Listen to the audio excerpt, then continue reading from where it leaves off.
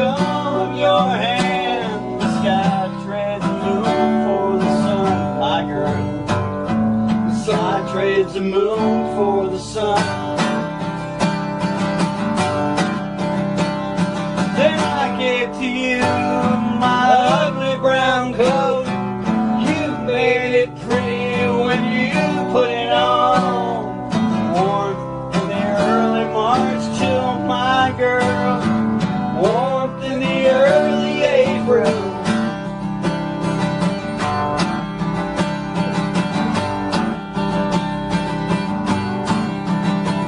Then you made it clear it was strictly a deal of springtime love, and that's how I should feel. So I set the clock back an hour, my girl. I set the time to just right. You see, somewhere back there where I was a boy, furious I had become by the point. Men are just liars and thieves of sorts.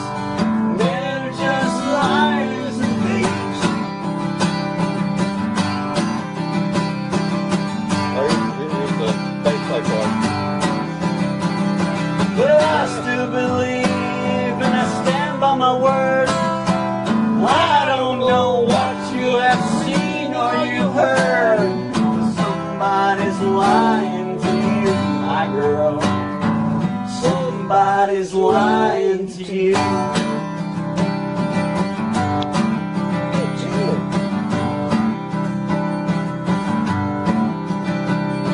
And you nearly made me believe I could stay, in part with your actions and part what you said. But that was just foolish pride, my girl. And those are only feelings inside.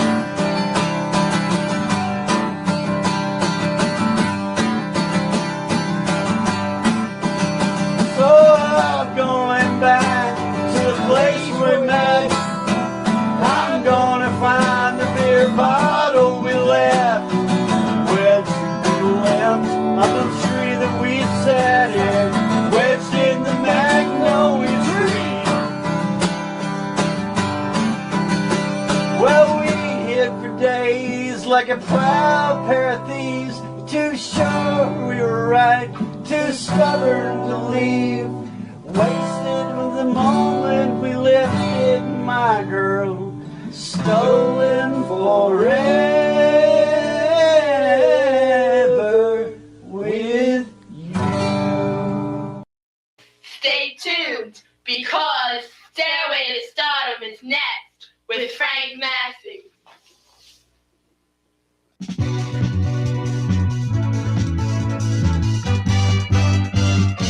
On the stairway to stardom, you'll see tomorrow starts today. On the stairway to stardom, we're here to brighten up your day. We've got singers and dancers and actors performing for you. But there's more, so much more, and it's all right here for you. On the stairway to stardom, we'll entertain with talent and style. On the stairway to stardom, we've got the other shows beat by a mile. On the stairway to stardom, on the stairway to stardom, on the stairway to stardom, on the stairway to stardom.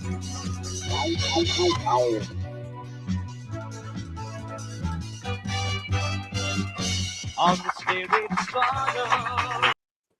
Bored, I am bored, I am bored out of my gourd, so I'm going to watch some videos today.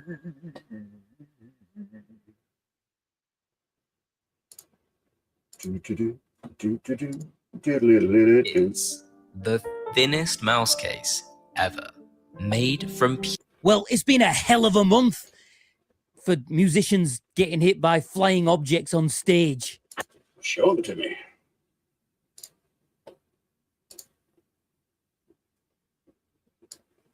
Was it? There it is. First, there was Eric Clapton, who was hit by a vinyl record missile. Who does that, man?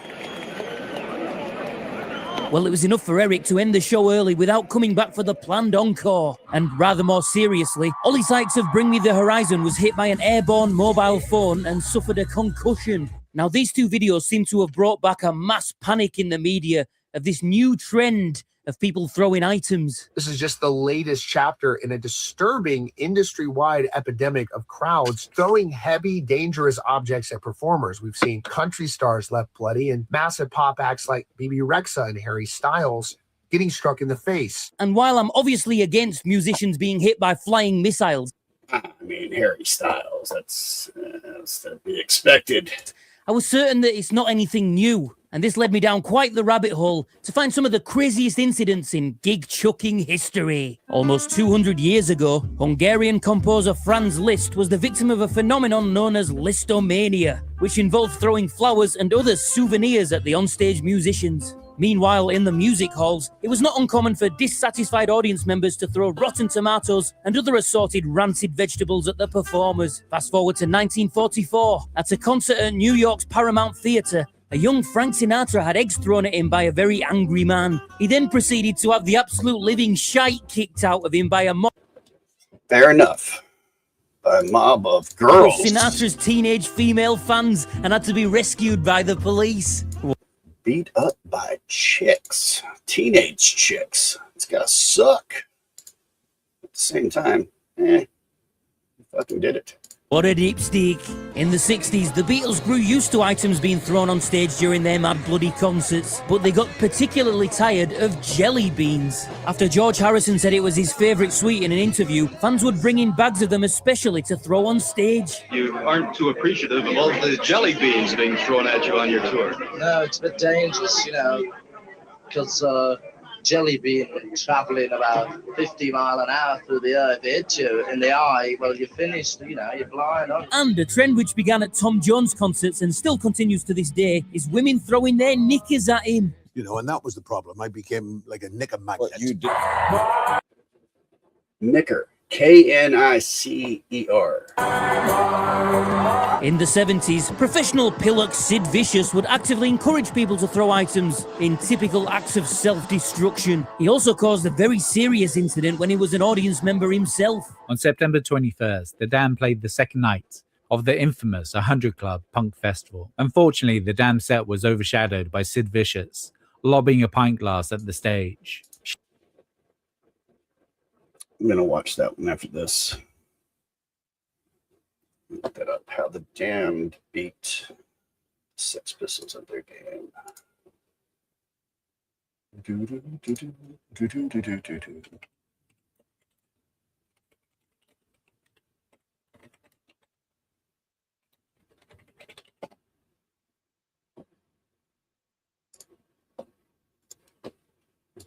Shattering and showering the front row with glass. Some poor girl lost an eye because of that wanker. Heading into the 80s, who could forget this infamous Blues Brothers performance? Or possibly the most well-known incident of all, Ozzy Osbourne biting the head of a bat that was thrown at him. No! You can do it, Ozzy! Bite his freaking head off! No! And in the 90s, the historic Green Day mud fight that started a riot at Woodstock 94.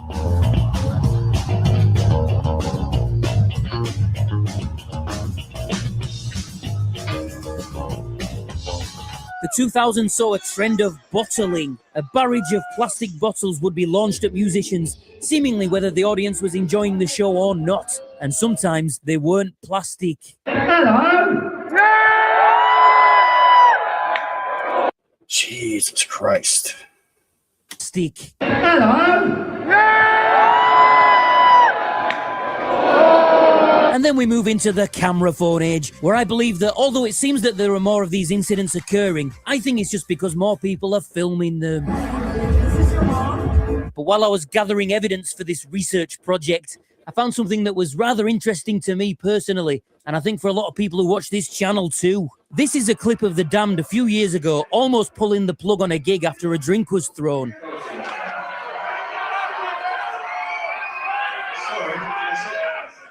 I wasn't one pinch, I had about 5. I'm not putting up with it. Can you throw the person out who's throwing stuff at me? Absolutely will. So what are you doing about it? Throw him out. Throw him out. Throw him out. Throw him out. Don't tell me, tell them. But this long-lost footage from 1996, now on YouTube, shows what absolute carnage their gigs could be. How did they even perform in these conditions?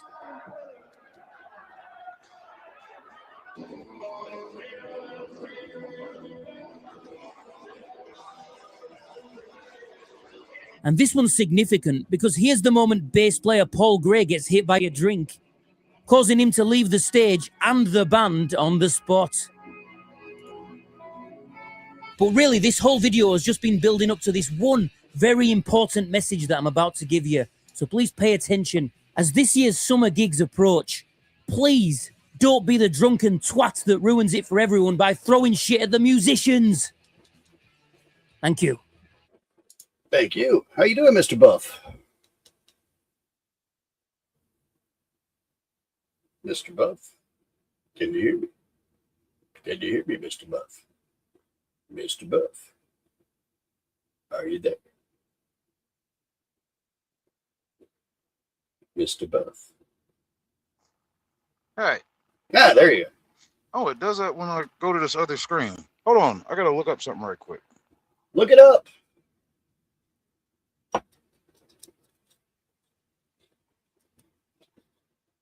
It's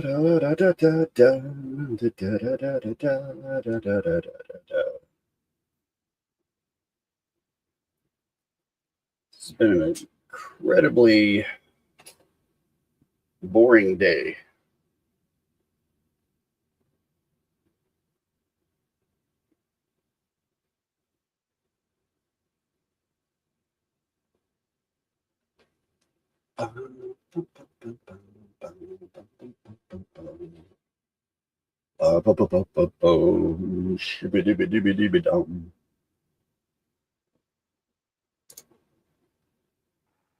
All right. So check this shit out. Check this fucking bullshit out. Fucking I run two GPSs, right? Yeah. And the Garmin and I got a Garmin. It's like a little cheaper one I got from my buddy, and then I bought me one for Christmas. Nice Rand McNally that shows me like all kinds of shit. But either way, fucking delivering to this place today, whole day's drive, and getting pressed for time. Why am I putting this up here? This motherfucker wants to go to 2 different places, and I'm thinking one of them's like, oh no, I want to go this way, and the other one's like, let's go this way. So I followed the Garmin, since the distance was shorter. Boom, I'm in somebody's neighborhood. Well, this isn't right. It's the right road, right city. Oh, okay. Well, let's go over here. And the Rand McNally's talking like, you're still 9 miles away. So we go the route of the Rand McNally. Goes right to the place. I'm like, okay. This fucking city has 2 roads called South Green Road that are 9 miles apart from each other. Get fucked! Yeah, we got that here with Highway 9. I will get, I've had people knock on my door. I've only had 2 people do it, try to deliver food to the exact same number somehow. But it's not supposed to be, but it will bring them here instead of 45 minutes away. And I just see the look on the guy's face like, really? Really? Like, hey, it's not my fault, man. Not my fault. Why do you guys use that? Can you guys not use like Google and Apple? Or do they make y'all have to have those? They don't show truck routes. Like Google Maps doesn't show truck routes. Well, there you go. They have an app called Trucker's Path that used to be free. That used to work nice and well, and I got tired of that shit. So having ads pop up during navigation. Like, what the fuck is this?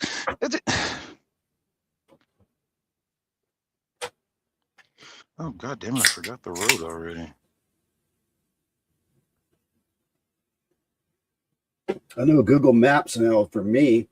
I don't like. I would rather use Apple, even though Apple is not as accurate. But like when I hit the Google Maps now, like I'd say about half the time it's like I hit start. And as soon as I hit start, it's like, hey, maybe you would like to visit these places. I'm like, why would I want to visit those places when I just literally typed in an address and hit start? And you're like, well, maybe you'd like to stop by Slim Chickens. Like, how about no? No, how about no? You take me to where the fuck I asked you to. Yeah, I don't want to stop there. I want to go to this place. If I wanted to go to Slim Chickens, I'd type in their address and I'd go to it. They think they know better than us. Smuggling ass fucking technology. Like I don't watch Amazon not too much. I watch like I talked about before. Like I go to sleep listening to documentaries and always wake up to Napoleon. Still don't know what the fuck happened with Napoleon. Still don't know. Woke up to him today. Fuck, yeah, I forgot how that movie ended.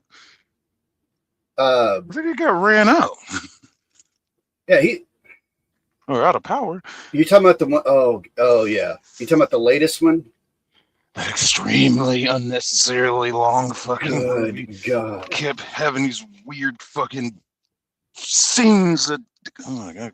Okay. I mean, all in all, I think the movie was okay, but it's not attention keeping for a theater. Maybe something to play in the background. Yeah, either make the love story about him and Josephine, or just make the action movie is what people were wanting. I was expecting it to be like Kingdom of Heaven. Yeah, I think that's what most people were expecting it to be like, where it was going to be like his. I mean, because he's I had what the fuck? I had Apple TV. Oh, I bought the new iPhone, so they gave me or not the new iPhone, but I bought an iPhone, and they gave me like 3 months free of Apple TV. There for a little bit, I was going to sleep watching that movie, and I was trying to fast forward it to where I fell asleep the last night, but it just, I don't know. I have no idea. That movie put me to sleep every single time I tried to watch it. I think you feel bad. I watched it on bootleg. That's but that's back when I was doing I used to do movie reviews for this radio station once a week. So it was like required watching. Since it came out, and I got this little app that, oh, good God. It used to be better, but now there's like an ad every fucking 5 minutes. But I fucking put up with it and sit through it. And like when new releases come out and they hit the theater, it's guaranteed to find like some bootleg in Chinese or Russian. Yeah. Like it'll be in English, but the subtitles on screen, if there are any, will be in another language. And I'm like, yeah, fuck this. It's not important what the fuck they're saying. Yeah. I've watched I used to watch a ton of movies like that where it'd be like a shaky cam, and it'd be like, oh, that camera version's not too bad. Somehow they'd have it. It would sound like they had it plugged into the sound system somehow. Yeah. Like the sound would be better. The sound would be good. The screen would be kind of wavy, and then, like you said, you got like these huge Chinese or Russian, sometimes Russian subtitles up there. But yeah, there for a little bit. I was burning through those, trying to find something to watch and stuff like that. Dude, the best bootleg I ever saw. Fucking this motherfucker sold us this shit. I wonder if my buddy still got it. But like when Scary Movie came out, he's like, he got a bootleg from somebody. They bought from some dude on the street. And fucking like we were all at his house, and he was like, yeah, let's watch this motherfucker. Yeah. This shit's supposed to be funny as fuck. We're watching the movie. Somewhere I forget exactly how far in. It's probably about 30 minutes in. Like, you hear a commotion in the theater, and people are fighting. Somebody knocked the camera off, so camera falls off. All right. Whoever was there just slowly picked the camera back up and pointed it right back at the screen. The movie goes on for about 5 more minutes and it just cuts off. The lights come on. People are just yelling. And then it just ended. I was like, dude, best movie ever. Oh my God. And then we went to the theater and watched it proper. So That's what I, not lying, that's what I did for several movies. I was like Hunger Games. It's like I watched it first and was like, okay, that's good. Yeah, I'm going to go see that in the theater. I went and saw it in the theater. Then they started fucking it up. I meant to go watch that new Top Gun in the theater. It was in the theater for a while too, and I just kept procrastinating. I'm like, I'll go next time. I'll go next week. I'll go next week. I'll go. I'm finally ready to go. Like, it's not there anymore. Fuck. I just don't like going to theaters. I hate going to theaters. They're doing this fucking Oh, I got it saved somewhere in August. At one of these theaters near me. They're fucking they're playing Fifth Element. Oh shit! I'd go see that. Yeah, I got it marked. I'm going to check that. Fucking hell! I swear. Here's the state. Here's the state of Hollywood now. We're playing old movies in the theater. Yeah. It's that bad. Fucking shit. I'll tell you, I think the best time that I had going to the movies by myself was when Hitchhiker's Guide to the Galaxy came out, like 2003 or 4 or something like that. And there was one theater in Nashville that was playing it. And I had a gig that night, so I went to the matinee by myself. I was the only person in there. And I loved it. I fucking loved that. Nice. Had my feet propped up. Was thinking about smoking a cigarette because nobody was giving a shit. I haven't had that yet. The closest we got was when what's that movie? Star Wars, the first Disney one. Yeah. Whatever that shit's called. What is this shit called? Whatever, that first one. You talking about the first reboot in the late 90s or whatever? Yeah, fucking what's it? There's The Last Jedi. There's The Rise of Skywalker. The Force Awakens. Shit. Yeah, Darth Maul, that one, right? No. Oh, the newer ones. I got you. Yeah, the first of the bad ones. I was like we were hyped. This is Star Wars fandom was absolutely hyped. It was like, fuck yeah, Disney's got this shit. Disney's got the money. Disney's gonna make this awesome. So I avoided all fucking spoilers. I avoided anybody talking about that movie for like shit. I think I waited like a month and a half after it released. And I got home. I was still on the road. I got home and I went like a Tuesday morning, the first showing. And I was like, fuck yeah. It was like me, another dude, and a couple. That was it. In IMAX. We sat there. I've never seen watching a movie, enjoying it, and then like I would make a random comment. The guy behind me, the other guy that was by himself, was just like, "The fuck was that?" And we were having problems. Then we slowly like kind of came together and just started riffing this shit. Like, what the fuck? Why? How does she know how to do that? What the fuck? It's great. It's fucking great. I think like a bad experience that I had in the movies. Oh, I do know one bad experience, and it was because of when I lived over at this lake. So one day these two older people that lived next to us were wanting to go see the new was it? Griswold's Family Vacation, all that, and when they did the new one. Oh yeah. It was like super dirty, right? Like super fucking dirty. And that guy was like a deacon in his church, and for some reason they were like, "Hey, do you want to go?" I was like, "Sure, I'll go with y'all. Sure, yeah, I'll go." And I'm sitting there and I'm going like, it's one of those things where I'm having like going like, no, that's wrong. That's wrong. That's wrong. Oh God, that's wrong. I shouldn't have said that. Shouldn't have said that. And that was after there had been like a shooting in a theater or something, and the guy just kept like tapping me on the shoulder. He goes, "I got my gun." I'm like, "Okay, all right." Like, okay, I don't think anything's gonna happen here, man. There's like 8 of us in here. Nothing's gonna happen.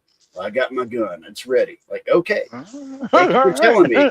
Again, I'm trying not to laugh at this shit. Your wife's over there shocked. I'm surprised we haven't left yet, but whatever. I feel safer already. Yeah, that shit's just a new. Let's see, it's a sequel. It's a goddamn sequel. It was funny, but it wasn't. I don't know. It wasn't great. Yeah, and also like it was. Same movie. It was a lot of member berry stuff. It was like, hey, remember this joke? Like, yeah, I remember that joke. Yeah. Oh, you said fucking it now. Okay, all right. Supposed to make it better? Okay, whatever. In fact, I don't remember, other than the car that they rented to go on that trip, where they had to have it was like in Croatian or whatever that they rented. I think that was like the funniest part of the movie.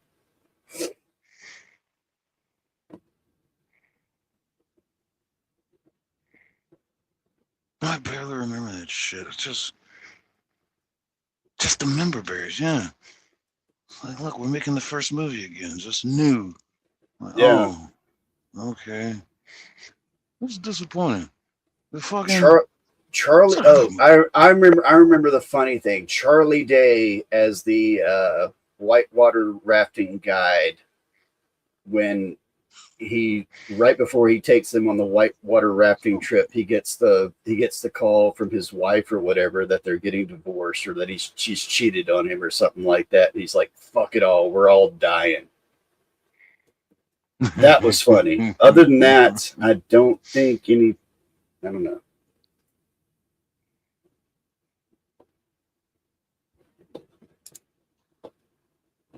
So I got this video. What was that horrible shit I saw? Oh, that fucking Bill and Ted third movie. I own that movie, and you know what? Why? I have not because I didn't want. No, I had a date that night, and so we rented that movie. And instead of renting it, I just bought it, and I have still not watched it all the way through. Don't bother, man. Still not watched it all the way through. That shit, fucking. It's mainly about their damn daughters. Yeah, it was them passing the torch, and it was like this didn't need to happen at all. They would have been just as funny as they've done. I don't know, that second one. I don't know. That was yeah. It was perfect. It's perfect with the chess player, or Death as the chess player. Where it's of course I didn't know it at the time, and it was like the whole thing. It was like it was deeper than you thought the movie actually was. It was actually like an homage to what the fuck was that filmmaker's name that would, I was about to say Fellini, but not Fellini. I don't know, one of those artistic Swedish directors, and it was like an homage to that one. It's fucking great. But yeah, the one with the daughters was just like, Yeah, by the way, Bill and Ted have daughters now. Not one son between them. Come on, man. I don't even remember if were the original princesses in that movie. Which one? Oh, yeah, they Remake. married the princesses. Yeah, let me look that up real quick. Oh, were they the original ones? Yeah, that's what I'm. Don't know. Because I thought in the first one, wasn't it Better Off Dead was the chick from it? Let's see, Bill and Ted Face the Music. That was it. It's a good payday for Alex Winter. True. That's right. Kristen Shaw was in it. Kiana didn't need that shit. No, that dude is in the middle of John Wick.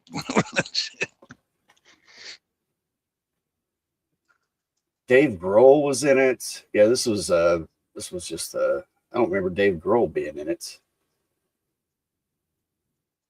Let's see. Who were the princesses? Holy shit, I did better than I thought I did. Dun, dun, dun, dun, dun, dun, dun, dun, dun.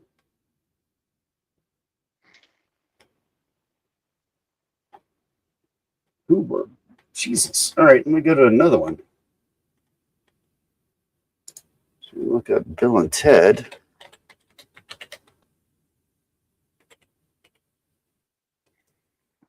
Let's do the Excellent Adventure.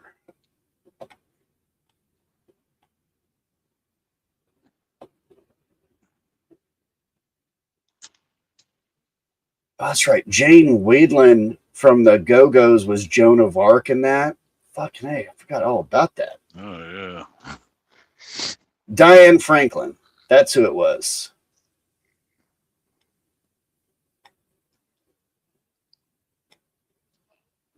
No, she was not in it.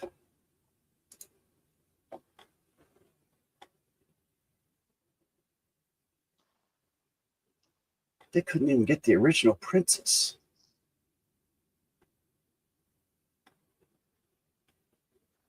Man, Better Off Dead. I love that movie. They fucking knew better. Man, I was in love with that chick. Woo, I was in love with that chick.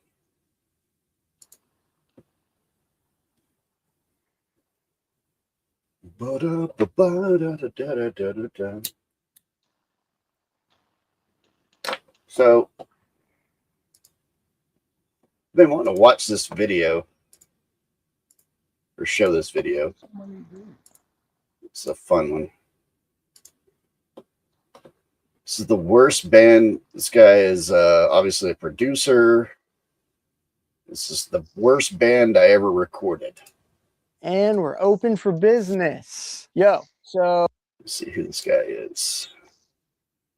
Pete Exon. All right. So you know that I usually want to keep my channel in the light and be positive, but I was just telling this story the other day and I was like, there's no way that I can't tell this story on my YouTube because it's such a good cautionary tale for producers and artists. So today, I'm going to tell the story of the freaking worst band I've ever recorded, the most difficult band I've ever worked with. And there's been a lot, but this is hands down the worst one. Most of my bands are great. That motherfucker loves Pink. That dude loves Pink. Just a little bit. Just a little bit. Let me just say. Not judging. Not judging. Just, it's a lot of Pink. It's a lot of Pink, sir. Not judging. It's just a lot of Pink. Say that, too. Again, my channel stays in the light, but today, Evil Pete is coming out. While I do this, I'm going to change my guitar strings because I need to. Oh, and I'm wearing the wrong glasses. It's a beautiful fucking guitar. I need my anti-glare glasses on. These are acoustics. No, I need electric. I'm going with 9s because that's all I got. All right, so there I was. I'd say probably 20 years old. For reference, I'm 31 now. So this is a good 10 years ago where I was recording in my parents' basement before I worked at another studio and before I had any sort of credits or any sort of leverage. Keep in mind, I'm probably recording bands for, I don't know, maybe $250 a song. That's a lot of money, sir. That's a lot of money for a beginning. I remember when we were recording up there, like people would say like how much you, well, $350 a song. I'm like, do a batch? No, we don't do it. We do $350 a song. I'm like, okay.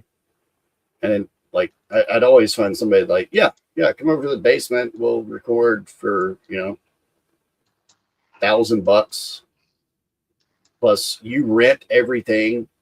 Nothing, like everything comes out of your pocket. Like, cool, yeah, we'll do it. Be fun. They got credit. They got experience. We got a cheap recording from it. This guy was making money. If I'm lucky, maybe $250 is my first asking price, and then after that is okay. Sure, I'll do it for $100 and burritos for the day. There it is. All there right, it is. There it is. Yeah. Like when we did our video was film students. They did it for free. We had to do all the decoration and bought 2 cases of beer. That was the fee. Was the fee. Where's all my string changing stuff, dude? All I do is lose stuff. Maybe it's in the pink thing. Oh, you ever wondered what was in this locker? Whole lot of junk. Let's try my very best not to spill it on anything because I spill my drinks during all my videos. So there I was, happy to make my $100 plus Chipotle burritos for the day. Band walks in, the demo sounds pretty sick. I'm like, all right, we're gonna crush it, Lou. Dude, they changed the colors of the strings. No one said I was a guitar tech. And of course, I'm not going to say the band name or who this was, but the kicker at the end is crazy. But I'm not going to say the band name. I'm not an evil we wouldn't know who either way. I just got. It's very true. We would not know them. I don't think, especially like I've heard this story. Like, yeah, this is a good story. This is a fucking good story. It's not crazy good. It's not like we're not going to like be throwing up on ourselves because it's so funny, but it's a good story. It's a good one. Jesus Christ, that guy likes. Why did my money just change? What's on his neck? That's his pink lapel mic. Oh my God. That's what I said. That dude really likes pink. Not judging. Like I said, if I can get a deal on a pink bass, I will be playing a pink bass. Not going to be playing out. Not worried about it. Don't really give a shit. Not judging. Just that guy really likes pink. Got tortured for the day. So first we start with the scratch guitar. I throw on my amps in, and the band's like, oh yeah, we just want to use our own amp at some point. And I'm like, yeah, of course. I'm totally down. As long as it sounds sick, let's run it. We get the scratch guitar in, and we crush through that and make a couple changes. And then we go to drums. And the drummer is the deciding factor whether or not the band is going to be good or not. And guess what? The drummer was great. He basically one take the whole song, and then we kind of punched in a couple different fills because we're like, why not? He crushed it. We have the time. We might as well go for it. Next up is bass. We smash in the bass pretty quickly. Nothing out of the ordinary. I have to have the bassist redo a couple things here and there. It's not like we were getting hung up on anything, or I had to have a conversation of, listen, maybe I should track the bass because I'm in here listening to Click every day and I'm just a freak. Bassist was great. We tracked through it and it sounded awesome. So then next, we get to guitar. Very fitting that I'm changing my strings right now. So first of all, his guitar, he never really changed the strings. They were... Which, that is a cardinal sin. If you're going to be recording, change your strings.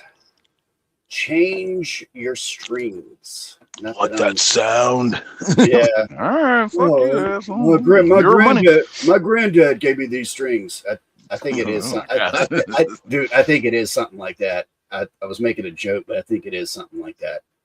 Where it was like, I've been playing like I've got these worn in the way. Like, no. Change your fucking strings. Change your strings. Super messed up and rusty and not great. I suggested we use my guitar because it just had fresher strings on it. He was like, no, I have to use this guitar. It's my dad's and blah, blah, blah. I'm like, okay, maybe there's a vibe here. You know, I always try to look for the light in something and like, I don't know, maybe it'll be cool, right? I doubt freaking Kurt Cobain changes strings every day. I noticed he didn't change his strings. He had somebody change his strings for him. Because Kurt Cobain had a guitar tech. Has a box full of guitar fixing tools and different cables and polish and all this stuff. And I'm like, Little weird he didn't change his guitar strings when he has all this stuff. And then we end up using like a vintage amp, like a Supro or something, not traditionally a high gain amp, but keep in mind, we're doing like heavy rock, pop punk style stuff. I'm curious how this is gonna go. I'm totally down to mic it up and figure out how this thing sounds. So I mic it up, you know, I throw a 57 right in the center of the cab just because I feel like that's gonna give me the most clarity and the best chance to be the accurate representation of what that amp is from the live room to the control room, which was literally just on the other side of the wall. So I'm like, all right, you want to go ahead, set up your settings, and then I'll mic it up and we'll set up the pre. He's like, yeah, sounds good. So I set up the mic and he cranks everything on the amp 10, 10, Oh, 10, boy. 10, 10, as loud as it goes. I've played in punk bands my whole life. I like loud music. Okay, don't get me wrong, but everything at 10 just seems like you're going to break something. That's exactly right. That's why yeah, I don't know why you would go to 10 on any amp unless there's absolutely no PA system in the club. I don't know how many times I gotta tell people shit. Loud does not mean good. Mm-hmm.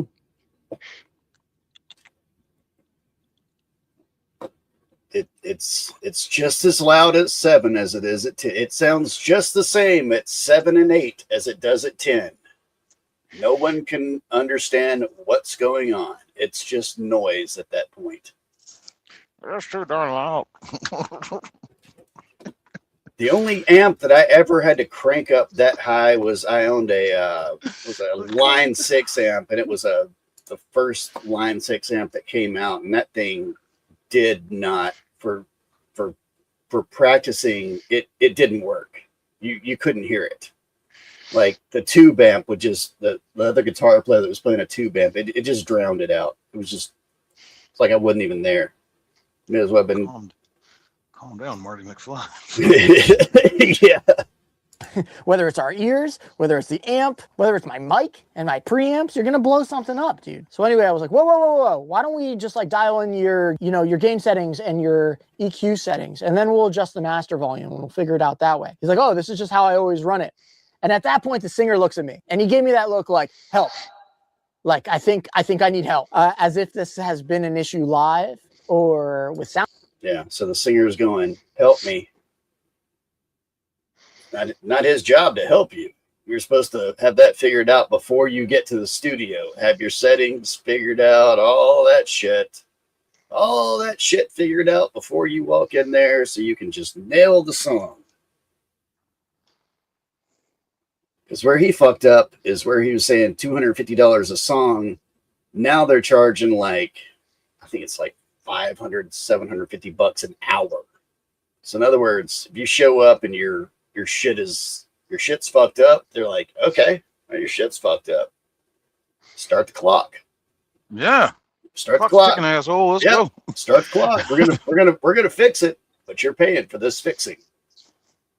Guys or whatever. So I quickly said to him, I was like, I love you to death. I just want the best project to come out of the studio today. I think we should just start with it lower and we'll figure it out. He's like, okay, sounds good. So I set up the mic, he plays the amp, and to not my surprise, when he plays the guitar, it's not a pop punk tone or a rock tone. It's just, of course, a clean guitar tone coming through like a really clean sounding amp. So he goes, yeah, this is not what I was looking for. That's why I had the volume at 10. And I'm thinking in my head, well, maybe the amp is not as loud as I think. So I'm like, all right, go ahead in there, crank it. Let's see what's up. I click the pad on my mic. He closes the door and he rips it. Dude, I swear to God, the amp was louder than any amp I've ever heard in my whole life, even through the wall. So I quickly was like, hey, stop playing. I think it's too loud. He's like, oh, this is how I always run it live. And the singer looks at me again. This has been an issue for sure. He's getting help me, Pink Man. Help me, Pink Man. Help me, Pink Man. See that pink cord back there. Help me, Pink Man. Giving me the look like I need to help. Now, I don't know what to do because he is stubborn and wants his amp on 10. So I say, hey, can you just go out there and just play your amp while I mic it up? Trying to give him a taste of his own medicine so he can hear how loud this freaking amp is. And again, I played in punk bands my whole life. I love loud shit, but this was too loud. And the only way he could get distortion out of that amp was by throwing it on 10, basically making it almost explode, rather than, I don't know, maybe using a pedal, using a distortion pedal.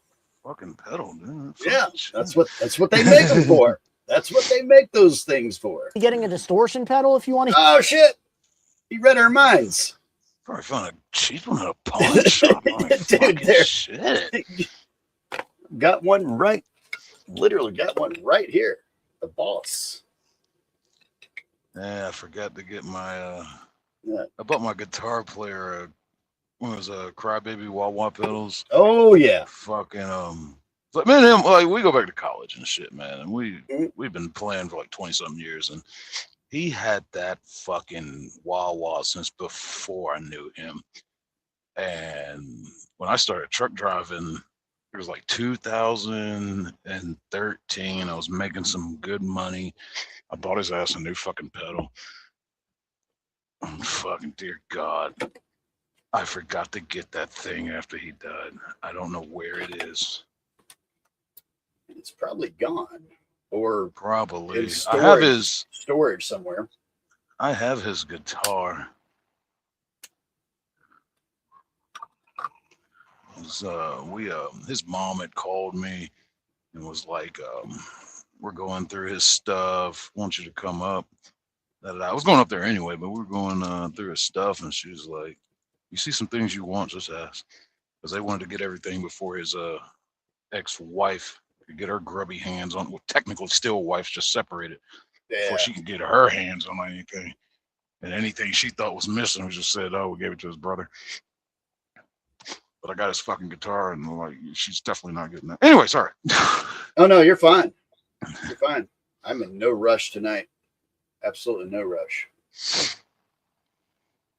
Like that's the thing. I never got into pedals. I used I don't know. I listened to so much like Pixies and stuff like that the only thing that I wanted was a good clean sound. So I got a PV Tweed amp, and then I had a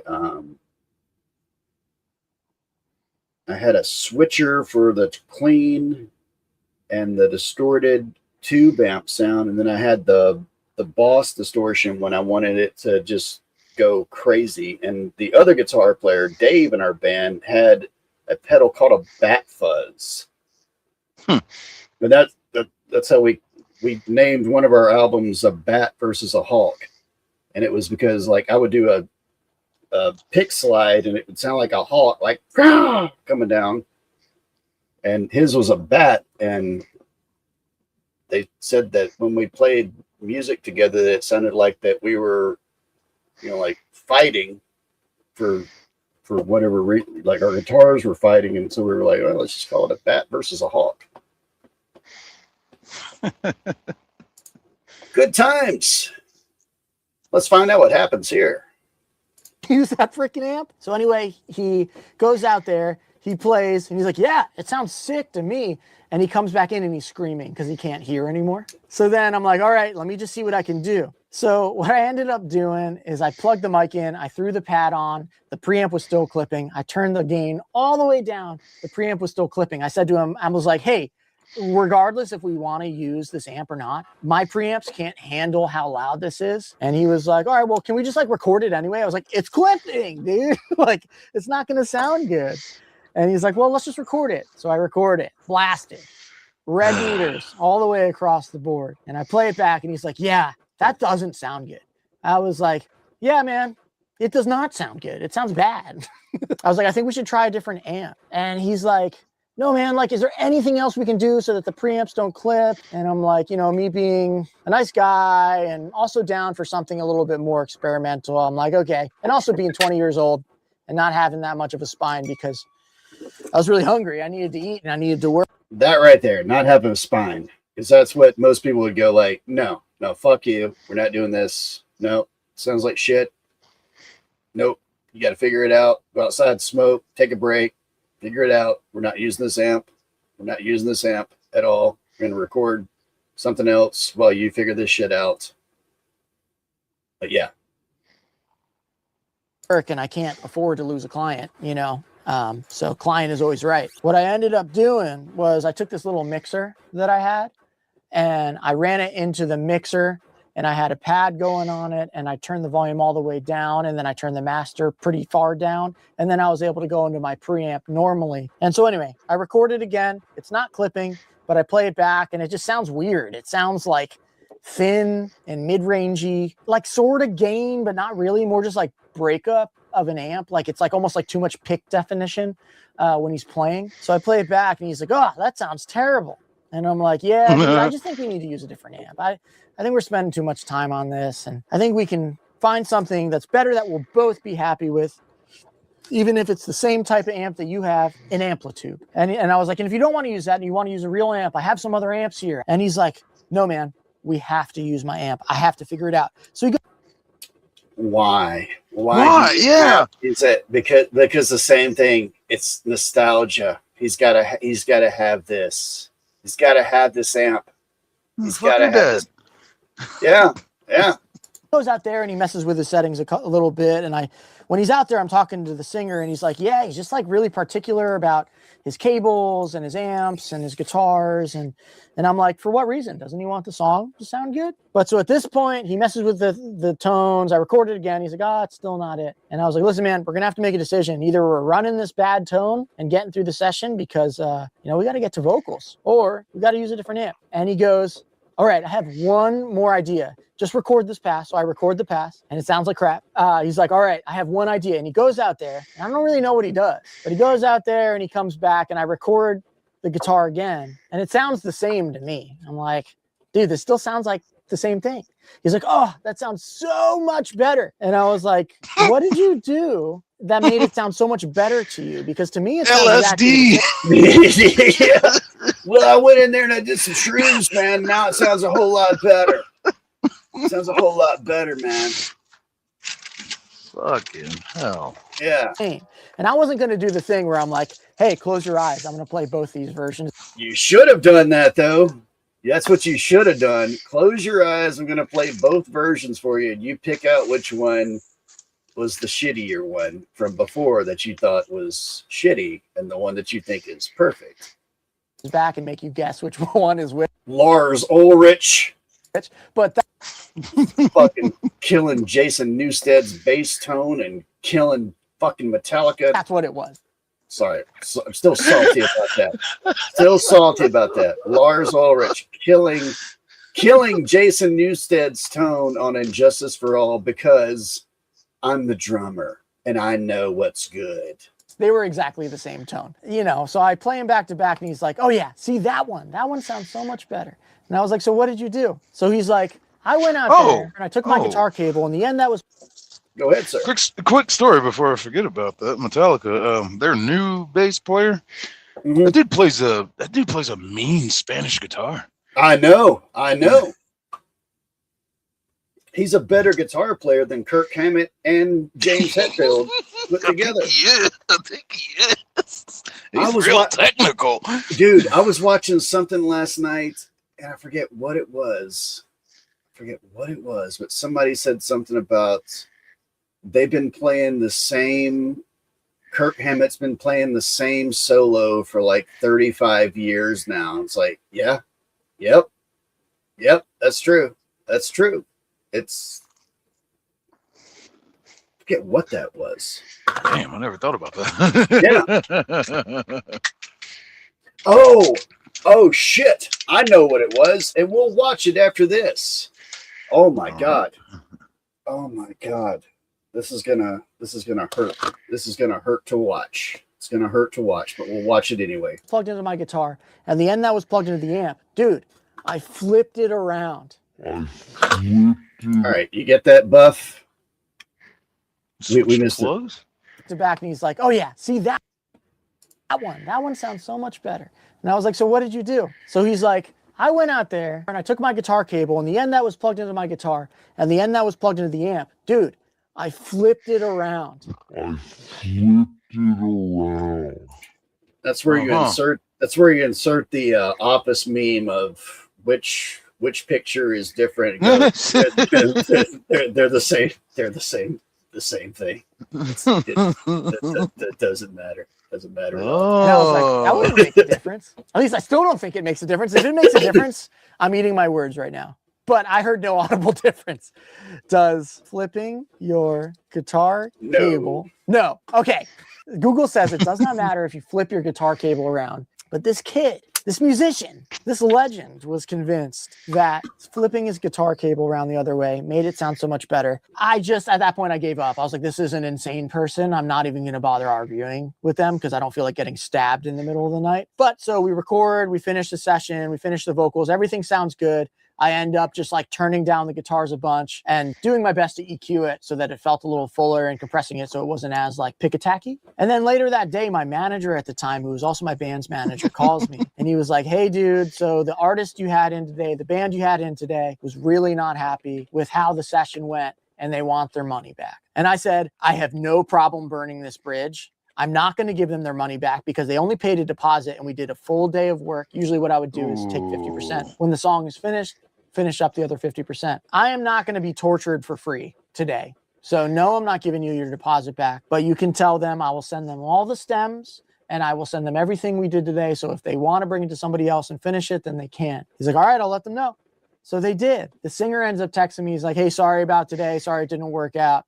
Hoping we can come back another time, whatever. So there's two things after this that happened that are both crazy. So they went out and they recorded with a bunch of other producers in the area and they burnt out every single producer to the point where the singer kicked out the guitarist and he texted me. He's like, hey, we want to come back and finish the song. Yes, finally you wised up. Dude didn't change his strings, which I understand that strings can be expensive if you're broke as shit. But if you're recording, you change your strings. Yeah, man. You change your strings for recording. Like, I've had strings on my guitars for months now, but I'm not doing studio recording. It doesn't matter if they sound like shit. It doesn't matter. That guy is not, the guitarist is not in the band anymore. And I was like, yeah, of course you're welcome to come back. So they ended up coming back. We ended up doing a couple different songs and everything was great with that band from then on. But the craziest freaking part of this whole thing is that guitarist is now a full-time producer. He is out there recording bands, not a He's out there. He's out there with his shitty ears, flipping people's guitar cables around, going, this'll fix it. being tones, A being cable direction somewhere in the world. But also, again, this was 10 years ago. He could not be doing that. But I have to imagine he had to have burned a bunch of artists on his way up. I've only changed 2 strings. At least a burned producer could hope that he has seen the errors of his ways and has learned a little bit more about producing, not only producing, but also being a good hang in the studio and also leaving his ego at the door when he comes. Ooh, being a good hang in the studio. That's also another thing. Don't be a dick in the studio.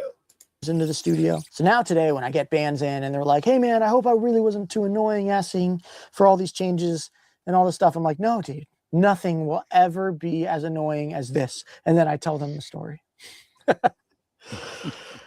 Man, all I can say is be nice to your producers. They've gone through a lot. All right. Well, with that, I appreciate you guys watching. I'm going to finish changing my guitar strings because I have a session in about 30 minutes. And apparently at this rate, it's going to take me another hour to change my. Thank you, sir. Focus. I'm gonna run the restroom real quick. I'll be right back, and then I'm gonna torture you with something. Is not really torture, but it's kind of torture. I'll be right back, regardless. Oh, this sounds promising. Is anybody out there? Hello. What is it? What the hell is today? It's Wednesday, right? Fucking shit. It's always fun you gotta do this shit again. Where did I just come from? I just came from Illinois. Chicago! I'm gonna turn around and go right back. Fun. They want this shit all done the same day. Oh, wait, no, I'm not going to Chicago. Where the fuck am I going? Oh, I'm going to Memphis. Oh. No fucking shit.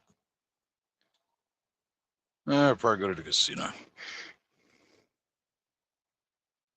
Yeah, that sounds like not fun. Oh, fucking hell. That fucking shit. But if I can get out there in time, maybe I can make it fun. If I have the time. I don't La da da da da da da da da da. Name the worst Metallica album of all time, Buff. S&M. Oh son. Oh son. I was just not a fan of that shit. Oh buddy. No. You named the wrong one. Break off to be in the line and in your tunnel. Oh no. You named the wrong one. It got stuck in the branch that it was growing on, and then it. At how bad the. All right. And whichever one has Unforgiven 3, whatever it's called, the third Unforgiven, and I was just like, all right, enough. I don't even know what song. I don't even know. I've heard Unforgiven, but I don't know about Unforgiven 3. But you missed it. You missed it. Yeah, I mean, the Unforgiven is spot on. Unforgiven 2, all right. Unforgiven 3 is like fucking. That was like you know, sitting on the ground with the shotgun. Yeah. Just. I never heard building up the courage to do it. It's just fuck. I don't think I ever heard Unforgiven 2. I don't even know which one that one's on. Are you unforgiven too? In fact, I honestly can't say that I've heard any of their albums all the way through after the Black album. I think that was it. I think that was it for me. Yeah, I think a lot of people stopped at like Garage Inc. Oh, Garage Inc. has a good one. Whenever they cut their hair. Oh, no, that wasn't Garage Inc. Garage Inc. No, it wasn't. That. Garage Inc. was way before that. Because I had that on cassettes. That was that Reload? Reload or Saint Anger, one of the two. One of them. I stuck with them. And then they started crying about Napster. And I was like, okay, shut up. Well, you have, sir, I'm fixing to remind you about the worst album ever made by Metallica and another person. You ready for this? Let's go. I really have no right to be talking about Lou Reed. It is accepted rock and roll canon that Lou Reed invented alternative rock. First with his groundbreaking 60s band, The Velvet Underground, and then continuing with 4 decades of solo albums that made him a god among hipsters. Plucked her eyebrows on the way, shaved her legs, and then he was a she. She says, hey, babe, take a walk on the wild side. He was light years ahead of the culture. He was writing about drag queens and heroin back before science had confirmed that those things were even real. He created the New York hipster archetype. All right. I love this guy.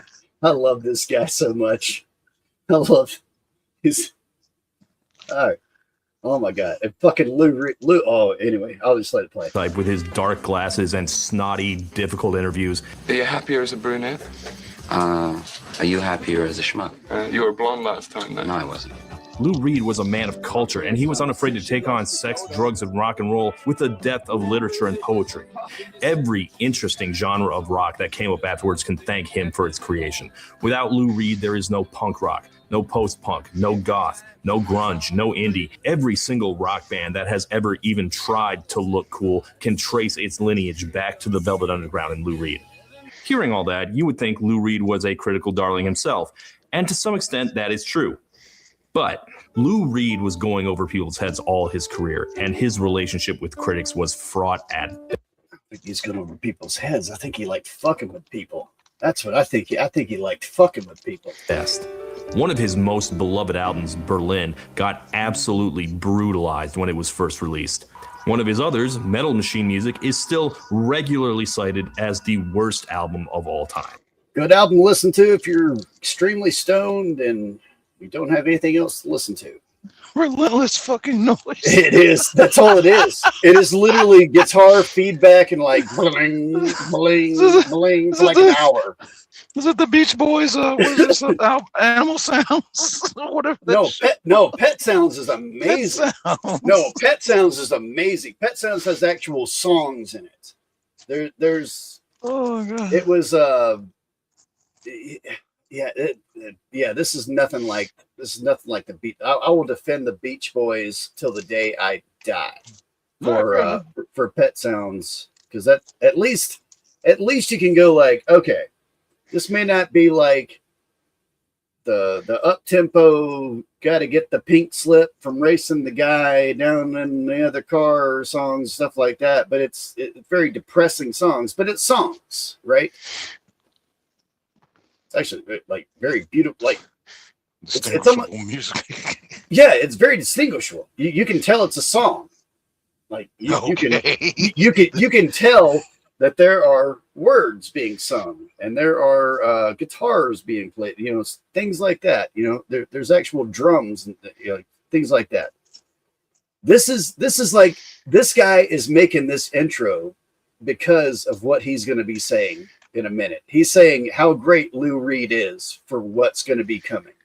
It's such a perfect day. And so this is why, despite being one of rock and roll's most foundational artists, Lou Reed never sold jack or shit. He was infamous for alienating all his bandmates and anyone who could help his career, including benefactor Andy Warhol and superstar fan David Bowie, both of whom he distanced himself from rather than accept their help and be overshadowed by.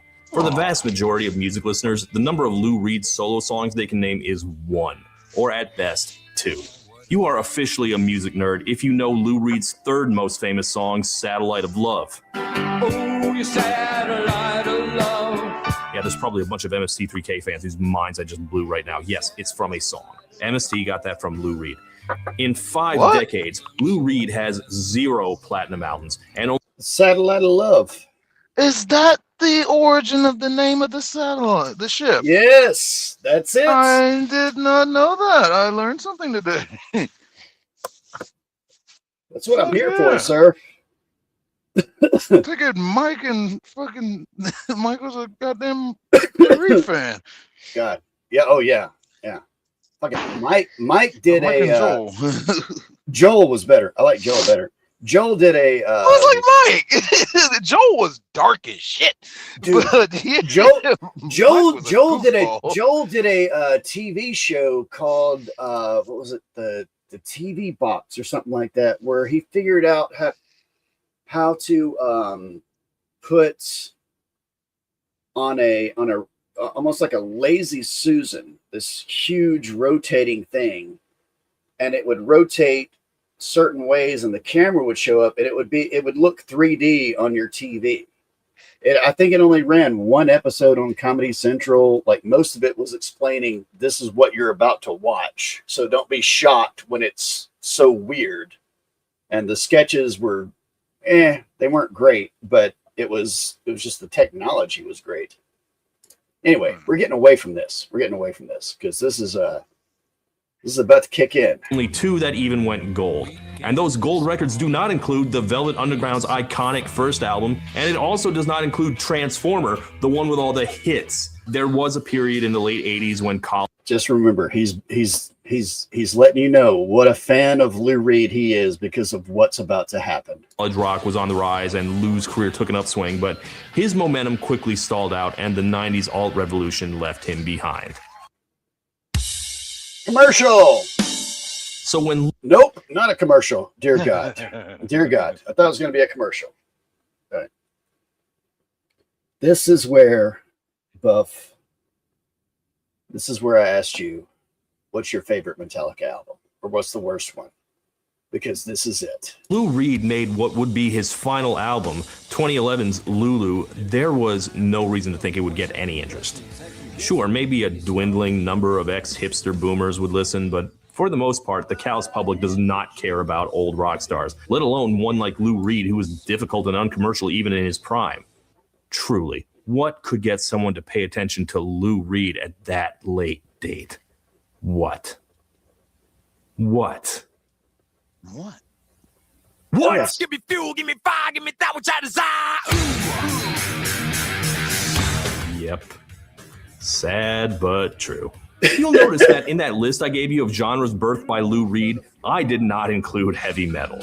You can try to write a history that connects them, but you gotta stretch like Armstrong to get there. But Lou Reed lived his life not caring what you think makes sense, and so for his next project, Lou decided he was gonna...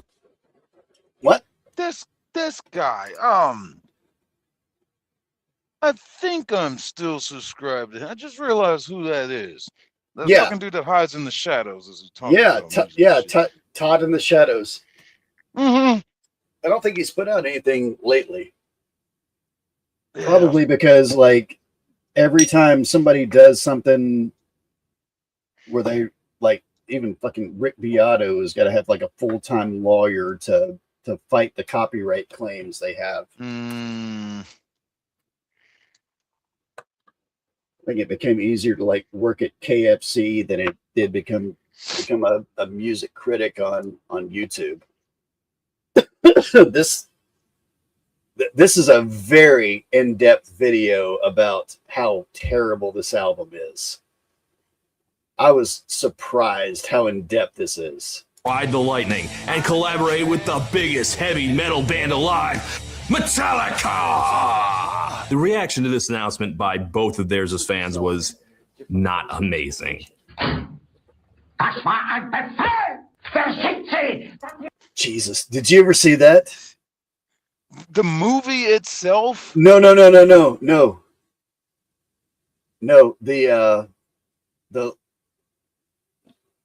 let me see if I can pull it up real quick.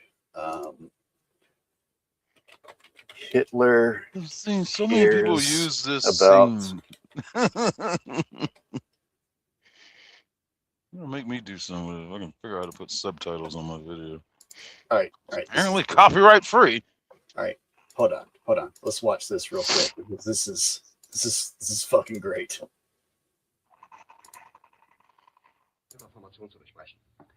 Im Süden hat sich Ressourcen genommen und stößt auf Stahlstoffe. Der Feind operiert jetzt. Gotta watch the subtitles. They're coming to the UK with the Big Four. Pankow. I'm gonna make the screen bigger. Zur Linie Lichtenberg, Marsdorf, Karlshorst gelangt. Mit dem Angriff Steiners wird das alles in Ordnung kommen. Mein Führer. Bro, what the fuck? They're working with Metallica have announced details of a secret recording project. They've made a record with Lou Reed. Shit, here it comes. Here comes Buff.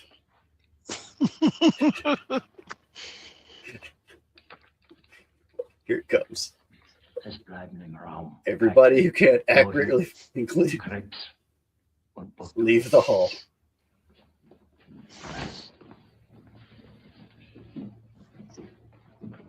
Still gotta find this movie. It's great.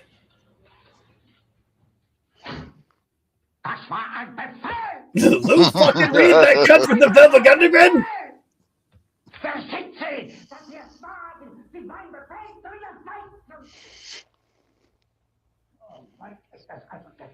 And I own White Lightning Heat. First come rumors. They're doing a metal version of The Wall. I was the first to say, why the fuck not? Metal in Prague or not true.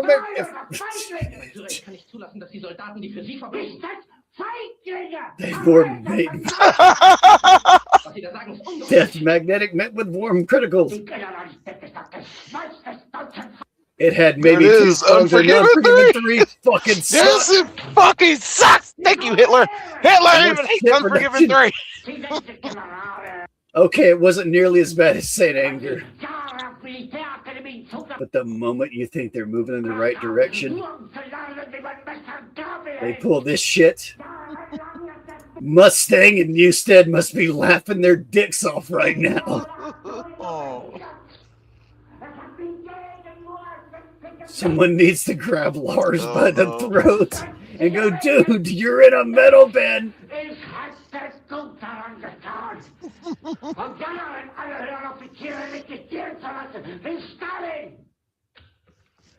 Like Slayer. Fuck yeah. Ich war hier von der Akademie. Und da habe ich allein das beste Geld ganz Europa erobert. It was the guy banging the fucking snare drum. Oh shit. They're gonna sell it over 100 million. It's not like anyone listens to puppets and goes, awesome, but no Lou Reed? Even S&M had no leaf clover. Aber alle diese Verräterinnen bezahlen. Mit ihrem eigenen Blut werden sie bezahlen. Sie werden saufen in ihrem eigenen Why are we Blut. torturing Rob? And the girl crying. Look at this is my favorite. The girl crying like he isn't really a member, like Jason. Oh my god.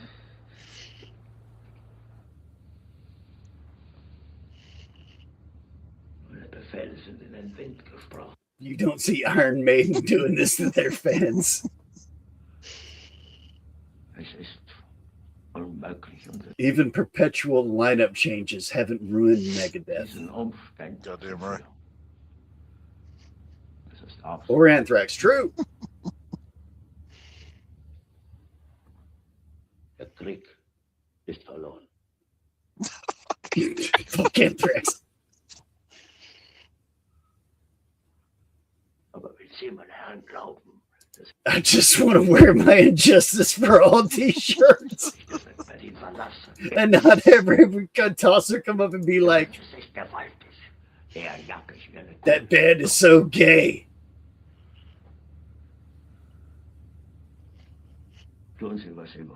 What would Cliff say? Oh, damn. Oh. Yeah. All right. Yeah. So that's too soon, Hitler. Yeah. So let's get back into this shit. Now that we know what we're getting into, Buff.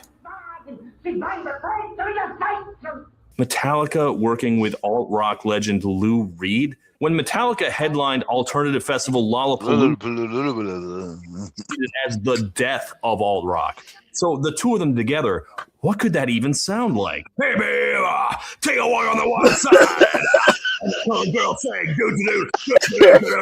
Despite the skepticism, both It's worse than that. It's worse than that. Lou and Metallica seemed really excited and happy with the process. This was a bold new frontier for both of them. Microphone out your One mouth. of the greatest lyricists of all time, backed by one of the greatest bands of all time. This is going to be... It's going to be what it is.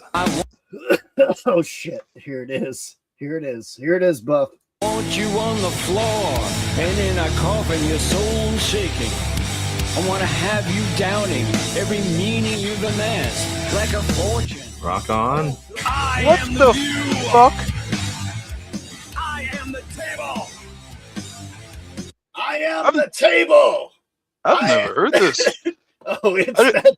There's. I didn't know this existed. What Oh, album is it? It's Lulu. Oh, don't worry. Don't worry. We're gonna learn all about Lulu. Because this. Oh, wait. I'm ruining it. I should just hit play. I am the view. I am the table. I am all this. Even for someone who's had such legendary bad reviews over the years, Lou Reed seemed really shocked at how bad the reviews were for Lulu. Critics came out baffled, if not horrified, and listeners treated it like an instant joke. I am the table. But am I gonna be one of them? I am the table. The more I think about it, there's probably more profit in defending Lulu than blasting it. Anyone can tell you that this is a demanding listen. All right. So he's going to defend it. I'm a chorus of the voices that gather up the magnets. Anyone can tell you that this sounds like it was made by the guy outside the mall with a megaphone handing out pamphlets about lizard people. But it's not, okay? This is Lou Reed. This is his last gift to the world before he went to the great white light, white heat in the sky. Lou Reed is a legend. He's the originator. He's the table. We're all the table, damn it. I am the table. I am the table. I am the table. I am the 10 stories. I am the table. I am the table. I am in way over my head. This is Train Records. I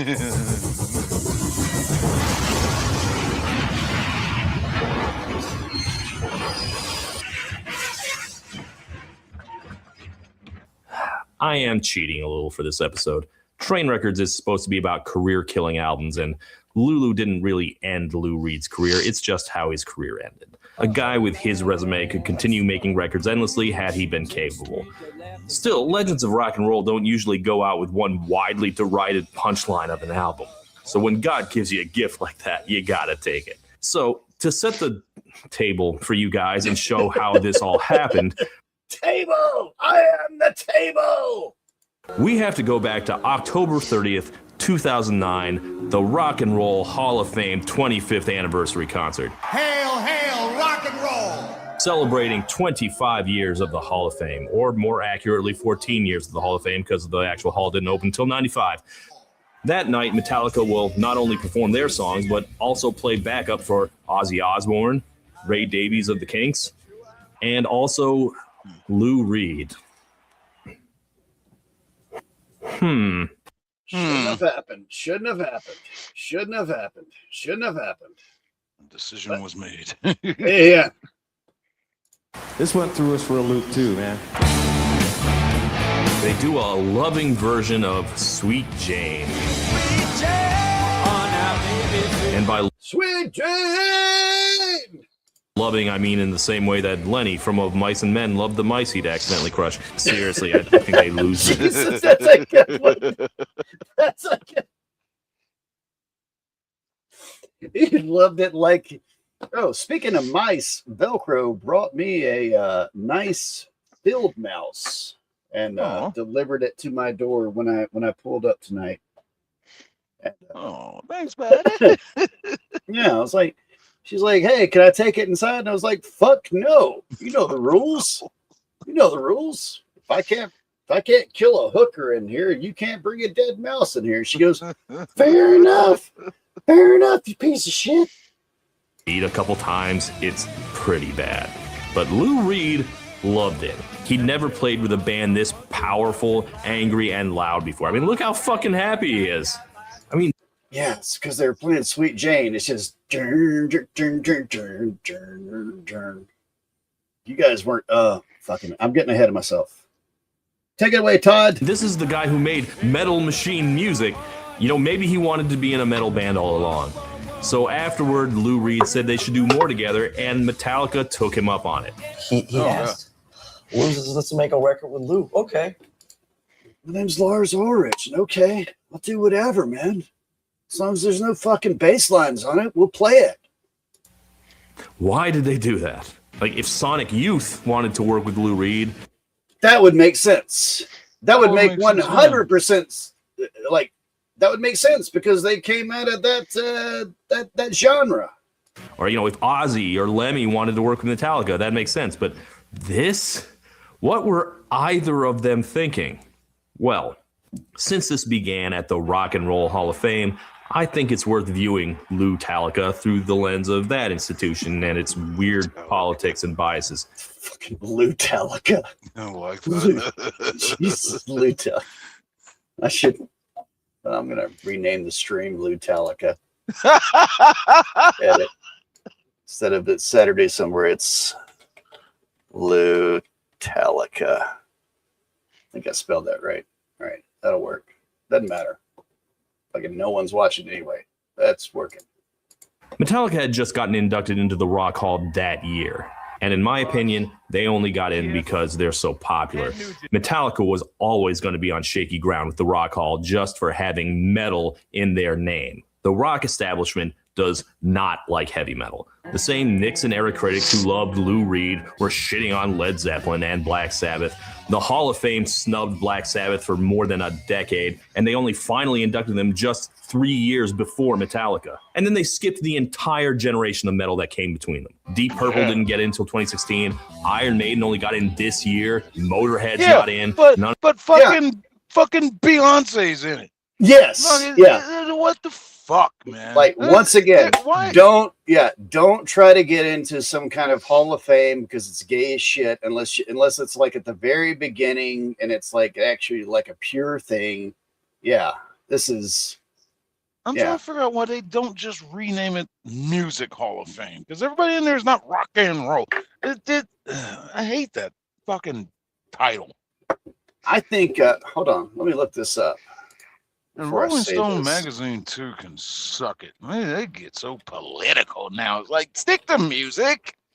God damn, I don't care about your fucking politics. Talk about music. What you're supposed to be doing. Hey, Buff. Guess which hip hop icon that kind of I would say the ones that really put hip hop. Some would call it rap. I call it rap hip hop. Guess which hip hop rap group is in the Hall of Fame? Is in. And I'm talking old. Think back early 80s. There's only one reason why this band would be in there, or this group would be in there, and they're in it. Early 80s. Run DMC is in the Rock and Roll Hall of Fame. I was going to say Beastie Boys. I think they're in, actually. The Beastie Boys, I don't know. Let's see. I think they are. I don't know. All it is now is it's just music. Yeah. Well, they pay. It's like Oscars, where you basically pay to get an Oscar now. Like all those words. The Beastie Boys Rock and Roll Hall of Fame. Let's see if they're in it. Yes, 2012. They were the third hip hop group to receive. How does that make sense? Okay, it does make sense with the Beastie Boys. They played their own. They played their own music. All right, that makes sense. Like that makes more sense than Run DMC. I can get a Run DMC. Well, wait. I digress. That goes back to the original comment. It was like, let's just call the Music Hall of Fame. Okay. All right. So. Or is it because they did a song with Guns N' Roses? It wasn't Guns N' Roses. It was Aerosmith. Whoever the fuck it was. Walk This Way. Whatever. It's because of that. Okay, I'm going to check this other band. Okay, Public Enemy is also in the Rock and Roll Hall of Fame. Yeah, they better be. NWA needs to be in there too. Shit. Yeah, at this point, yeah. Yeah. We're just putting people in. I mean, I don't even think they ever did a concert. I don't even think Public Enemy and Anthrax ever did a concert together. Anyway, all right. We're getting away from this. We've lost our way. Fuck the Rock and Roll Hall of Fame. Though. Wait, didn't Onyx do a song with Anthrax? That was Public Enemy. They did Bring the Noise. Turn it up. Bring the noise. Oh yeah, that was them. That was Onyx did a song with somebody. They may have. I miss Onyx. Anyway, it was kind of terrible too, because it was kind of different. we ride in limos too. Like, oh, okay, yeah, you're okay. All right, yeah. The other big four of thrash are in. Metal is rock and roll's embarrassing hick relative that they avoid at holidays. They are treading water in a sea of retarded sexuality and bad poetry. That's nitpicking, isn't it? So Metallica was lucky to get in at all, and that was a bright spot in a very rough decade. I'll be right back. I'm going to hit play, but I'll be right back. The Napster debacle, the Saint Anger debacle. 2008's Death Magnetic had righted the ship, but it wasn't exactly world-changing. It didn't make many new fans. In fact, by 2009, heavy metal and arguably rock and roll entirely was cratering in popularity. So I think Metallica realized that their legacy was on shakier ground than they liked, and they were looking to stay on the gatekeepers' good side, keep their name in the history books next to the Beatles and the Stones, not Motley Crue or Limp Bizkit. And clearly, making the Unforgiven 4 wasn't going to do that for them. Meanwhile, on Lou Reed's side, one of his few decent selling records is Rock and Roll Animal, a live album where he put together a band with some real muscle and just let them shred on his old Velvet Underground songs. It does kind of weird me out hearing a version of White Light, White Heat that sounds like Freebird, but it's a good record, and it's one of his few mainstream successes, so perhaps that's what he was considering. In fact, the original plan was to do Metallica versions of his old songs. Which would have been good. They should have gone with that. They should have gone with that. Sweet Jane. Such a perfect day would have been good. Like boom, boom, boom. I can't hear it in my head, but they could have made that work. This is about to be bad, Buff. This is about to be very, and we're only 10 minutes in. This is about to be so bad. About maybe revisiting some of Lou's previous work, the so-called golden nuggets. And whereas Lou Reed has never had a platinum album, literally all of Metallica's records were multi-platinum. Even Saint Anger, their most hated album, double platinum. So what were they both thinking? Honestly, it looks to me like a pretty straightforward my cred for your hits swap. I lend you my aura of respect, and you give me access to your gigantic fan base and their generous wallets. Artists do this all of the time. It's thoroughly normal. So really, what was everyone so confused about? Makes sense to me. So why don't we turn this baby... No, it's still... okay, I get it on the cred. Still, that makes sense. ...on and see what comes out. First track. Fucking A. Here's the first track, Buff. You ready for this shit? All right, let's do this.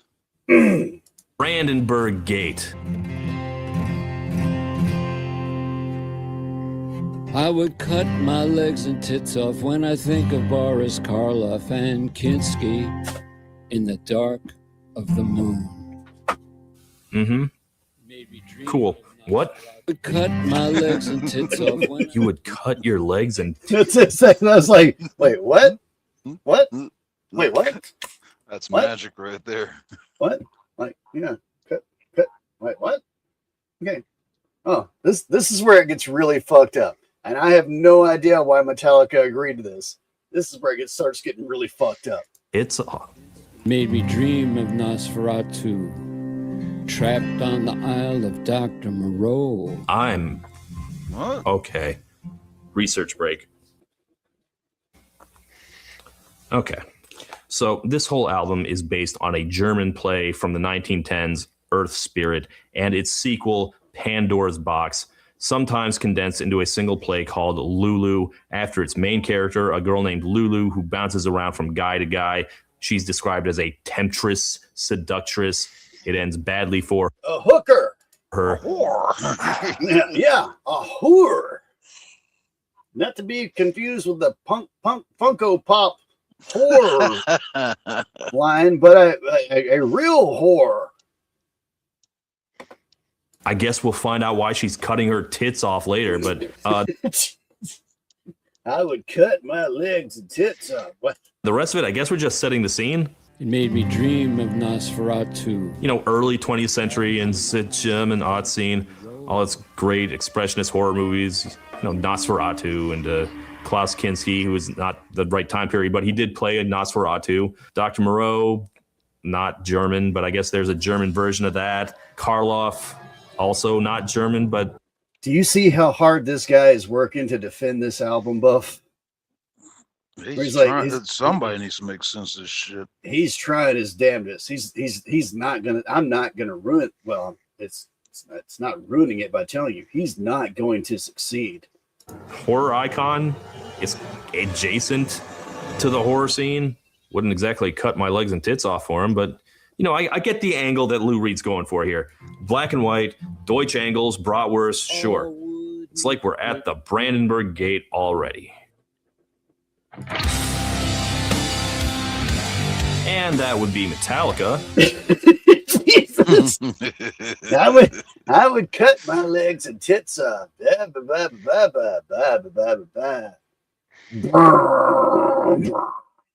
Just wait. Oh my God, this is so bad. This is so fucking bad. Let's get loud. Rock on.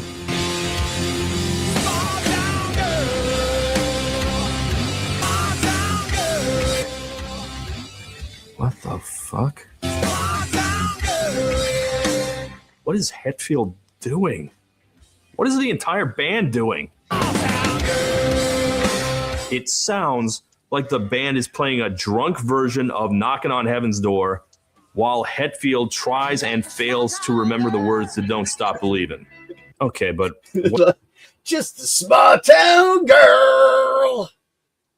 Whatever Hetfield's doing, this is Lou's baby, so let's really delve into the poetry here. Yes, let's get into the poetry of it, Buff. Let's hear the poetry.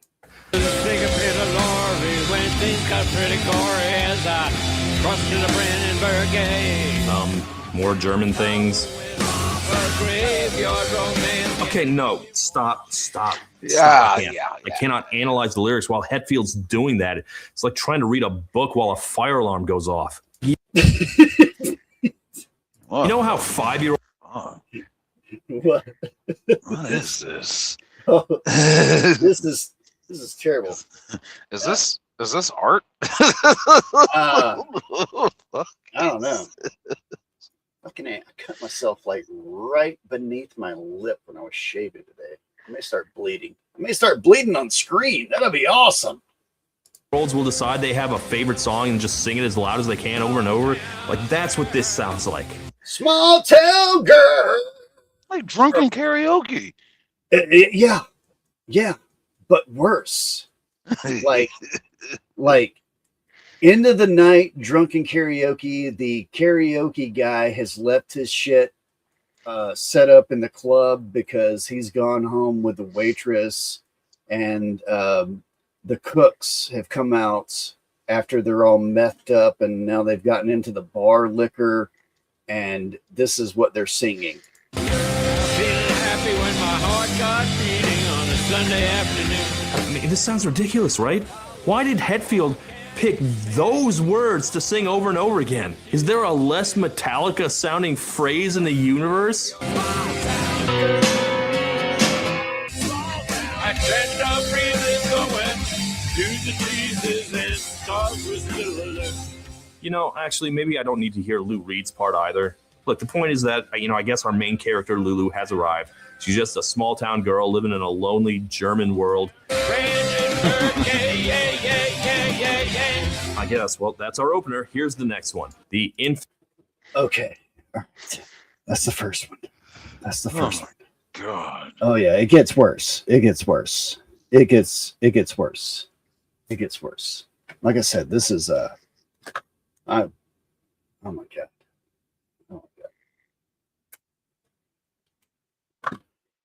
Okay, here we go. Infamous lead single, The View. The video shot by Darren Aronofsky, one of my favorite directors, who is definitely not going to be making AI slop in the future. Let's hear it. That's it's like my favorite director who is definitely not going to be making AI slop in the future, which I don't know. I have to look him up. Probably is. I am a chorus of the voices that gather up the magnets set before me. Yeah, magnet. Sounds like it sounds like a dementia-ridden Johnny Cash. Yes. Fuck. Oh, funny you say that. Oh, don't. No. How do they work? I attract you and repel you. A science of the heart and blood and meaning. Who's trying to do an impression of Bob Dylan? Dude. Yeah. Oh my god. Yeah. What the fuck is this? Yeah. I actually tried. I actually tried to listen to this album, and I'm guessing it's got no radio play. You can't. Oh no, none. This is in it. Like Lou Reed is wherever Lou Reed is right now, laughing, going like, "Ha, got you, fuckers. Got you, fuckers. Ha ha ha, ha ha ha." I am the room. Oh shit. Yeah. Let me take it back. A science of the heart and blood and meaning. I am the root. I am the progress. hell is this song about? I have no idea. You guys are idiots. This song is very deep. That's a perfect. That's the perfect. The hell is this song about?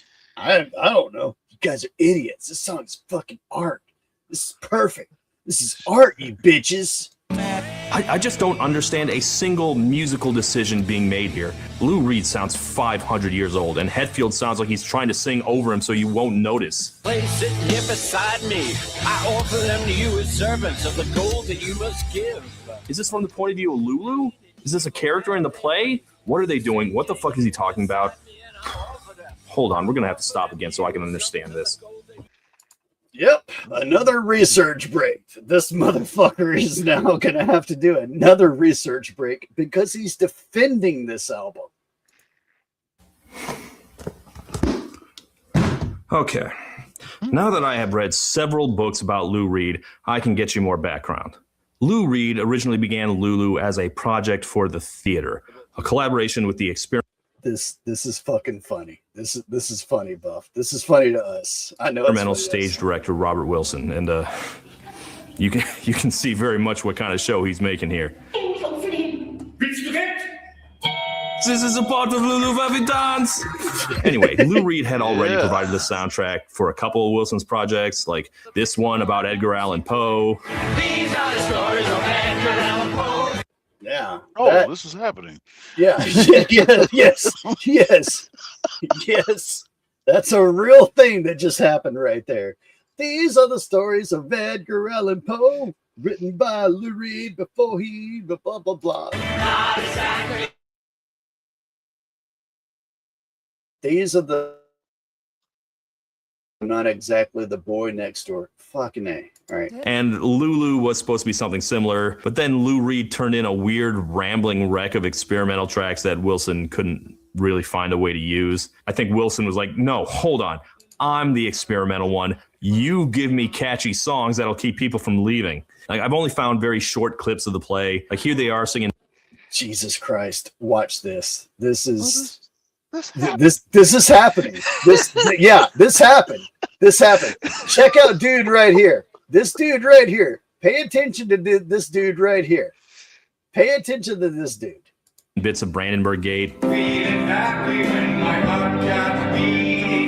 But mostly the Germans couldn't figure out how to do Lou Reed's offbeat ramble in English, so Lou Reed had a lot of leftover unused material that I guess he wanted to rescue. But if an experimental stage director can't figure this stuff out, Metallica really had no chance. None of us have seen it. Have you seen it? No. Including me. Any of you guys? Anybody? No. But we will. They understood it even less. They were looking at fucking Lars Ulrich. Fucking Lars Ulrich. And like, how are these supposed to be lyrics? Like, where's the... Hetfield reflects later during a meal break. Give me a clue. What do you want me to mean? And these lines don't rhyme. There's 5 syllables in this. 2 in there. Beat's supposed to go? What part is the chorus? But worship someone who actively despises you. That's the big problem. I cannot think of a band more unequipped for free verse poetry than Metallica. That's very true. You want something kind of lazy and kind of flighty. You don't want the flower or Velcro proposed a carcass today. Everything we did on this project was so impulsive. Shut the fuck up, you Yeah, pretentious fuck. You pretentious fuck. You took away the best not that your bass player isn't great now, but you took away fucking lightning in a bottle after Cliff died, you son of a bitch. So momentary. Sorry, that was a little anyway. Jason Newsted said he didn't have to step in. He had his own band going. He had Flotsam and Jetsam going down there. He didn't have to step in for this thing and then fucking get treated like that by Lars Ulrich. Fuck you, you fucking tennis playing son of a bitch. Off the floor. That's not how we normally make music. Like, this is not a loose, jammy band. Their music is tight and controlled. The lyrics fit perfectly in the meter. Kirk has been playing the same goddamn solo on Master of Puppets the exact There it is. That's what I was talking about. same way for 40 years. This isn't the Grateful Dead, man. So if I'm not getting what these lyrics mean, at least I can be comforted in the fact that Hetfield clearly does not either. I am the root. I am the progress. Left with no other options, he seems to have decided he'll just sing the parts that go, I am. You know, he understands the word small town girl, and he understands sentences that begin with I am. You just say it like a pro wrestler, and it sounds like a threat. Jesus. just say it like a pro wrestler. I am the table. I am all this. I am the root. I am the view. I am the root, and I'm coming for you, Hulk Hogan. Blood and meaning. Love this shot, too. Yeah. This is a good shot. This is a good shot. Yeah. Meaning. I understand this. I am the table. Hetfield clearly has no clue what Lou means by I am the root, I am the table. I am the tablet. Or the tablet. Wait, is he the table or the tablet? Like, shit, that's a good question. Yeah. Did you forget a T? What happened here? Don't worry. We're about to find out. Did Hetfield read the lyrics wrong? Bravo. No, Lou Reed. No, Lou Reed. That was not Bravo. Unless you were, I don't know. By this time, you're probably like in dementia or something like that. You're like, they like me. Well, glad you liked it, Lou. Okay, this is the next one, Pumping Blood. Pumping blood. Pumping blood. Okay, at the very least, this one resembles a song more, Pumping Blood. And I guess I understand what it's about. Lulu ends up a prostitute. I guess this is all about giving people boners. I waggle my ass like a dog prostitute. Oh shit! I forgot this. This is where this. Oh god! Oh no! Oh! This is about to get much. This is about to get much worse because Lou Reed. Remember Lou Reed with like the Walk on the Wild Side, like, and all the color girls say do, and that was kind of like, whoa, you're saying color girls, and that's not. You're not supposed to say that. Think less of me. Well, at least I understand it. You know, this fits with Lou Reed's catalog. Lou always liked writing about sex workers and the psychology of that. I don't know if Metallica is the right band for that. I could be wrong, but Metallica has never written a sex song, right? They do have an album. Have they? I don't think they have. No, it's never about sex. It's always like, is Fuel not kind of sexy? I don't know which album is Fuel off of though. Give me Fuel, give me fire, give me the one time. Or is that just about driving fast? Yeah, well, yeah, exactly. He's kind of right. They haven't. Yeah, there is no like sex songs from them. It's kind of like Megadeth. It's all like, what the fuck are you? What the fuck is this song actually about? That doesn't fucking matter to us. We just want to hear the riffs. That's all we want to. Called S&M, but that's just a punt. Metallica's music is like Darth Vader. Badass, stone cold, but thoroughly unsexy. Tied up in leather. Right on. Darth Vader is sexy. Take a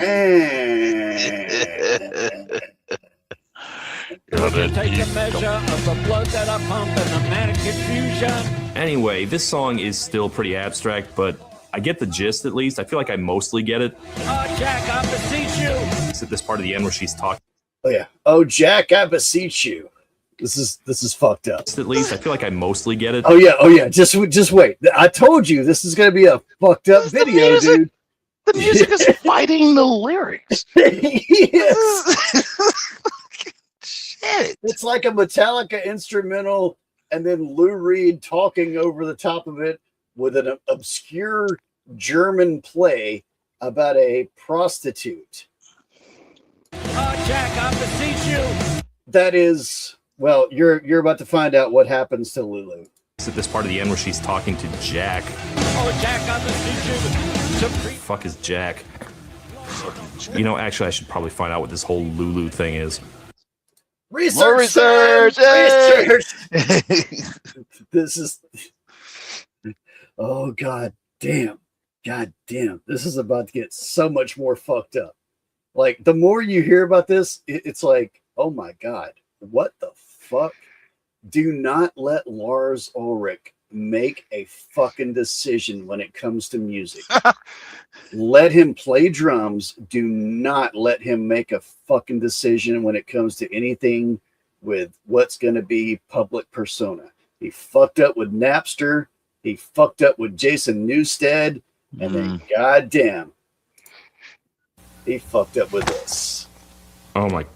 Okay, I just read these plays, and plays are not meant to be read, so I probably missed a lot of tone and nuance, but I can tell you, in the last 2 pages of Lulu, I kid you not, Jack the Ripper shows up and murders her. Oh. Spoilers for Lulu, I guess. Maybe Metallica is the right band for this. Okay, I think I'm finally getting somewhere appreciating this album.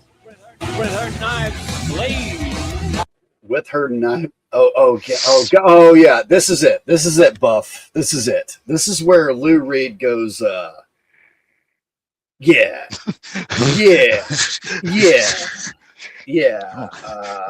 What words you say next? Yeah.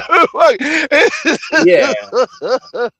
Well, it's not that it's not. He doesn't say like the N word. It's just what.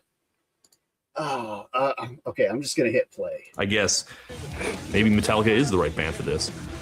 Okay, I think I'm finally getting somewhere appreciating this album. With her knife blade, I will swallow your sharpest cutter like a colored man's dick flowing, spurting from you. Ooh. Look, Lou. Yeah, that's a. What'd I say? What the fuck? What the fuck? What Talk the about fuck? it, What the fuck? What the actual fuck? Reed's an old man. He's an old man. Hey, He's we can't waiting go to out. say that for like 30 years. He's like, I'm about to die. I'm gonna take these fucking. Hey, I fucking know what Lars Ulrich did to Jason Newsted. I'm taking these fuckers down with me. Wouldn't that be funny if like the whole thing is like Lou Reed was actually like a Jason Newsted fan, and the only reason he did this to them was because Lars Ulrich killed his bass line and then Justice for All. I like to think that's what's happening with what's going on now, but goddamn, this is rough. Kind of like a colored man's dick. He wasn't old enough to get away with that. I'm sorry. Oh, Jack, your knife stabbing me to death is like a big black dick. Hey, it's Romarino. Rome, where you been, girl? You don't have to tell us where you been, but good to see you, madam. Good to see you, madam. Rome, you Good have to missed some see of you. the greatest music. Oh, don't worry. I'm There's going to end that sentence right there. Yeah, there's Caldy's torturing me. like a I'm just gonna leave that on the screen for a second, and you guys can read that. I'm not gonna say that out loud. I'll say it. Like a colored man's dick. Blood. Oh, I gotta say it like him. Like a colored man's dick. Blood spurting from me. What? Exactly. It's all red. Exactly, Rome. Lars, that Danish bastard, that tennis playing piece of shit. I played tennis too, but you know what? I'm not from. Was he Danish or was he Swedish? I don't know. Fuck him.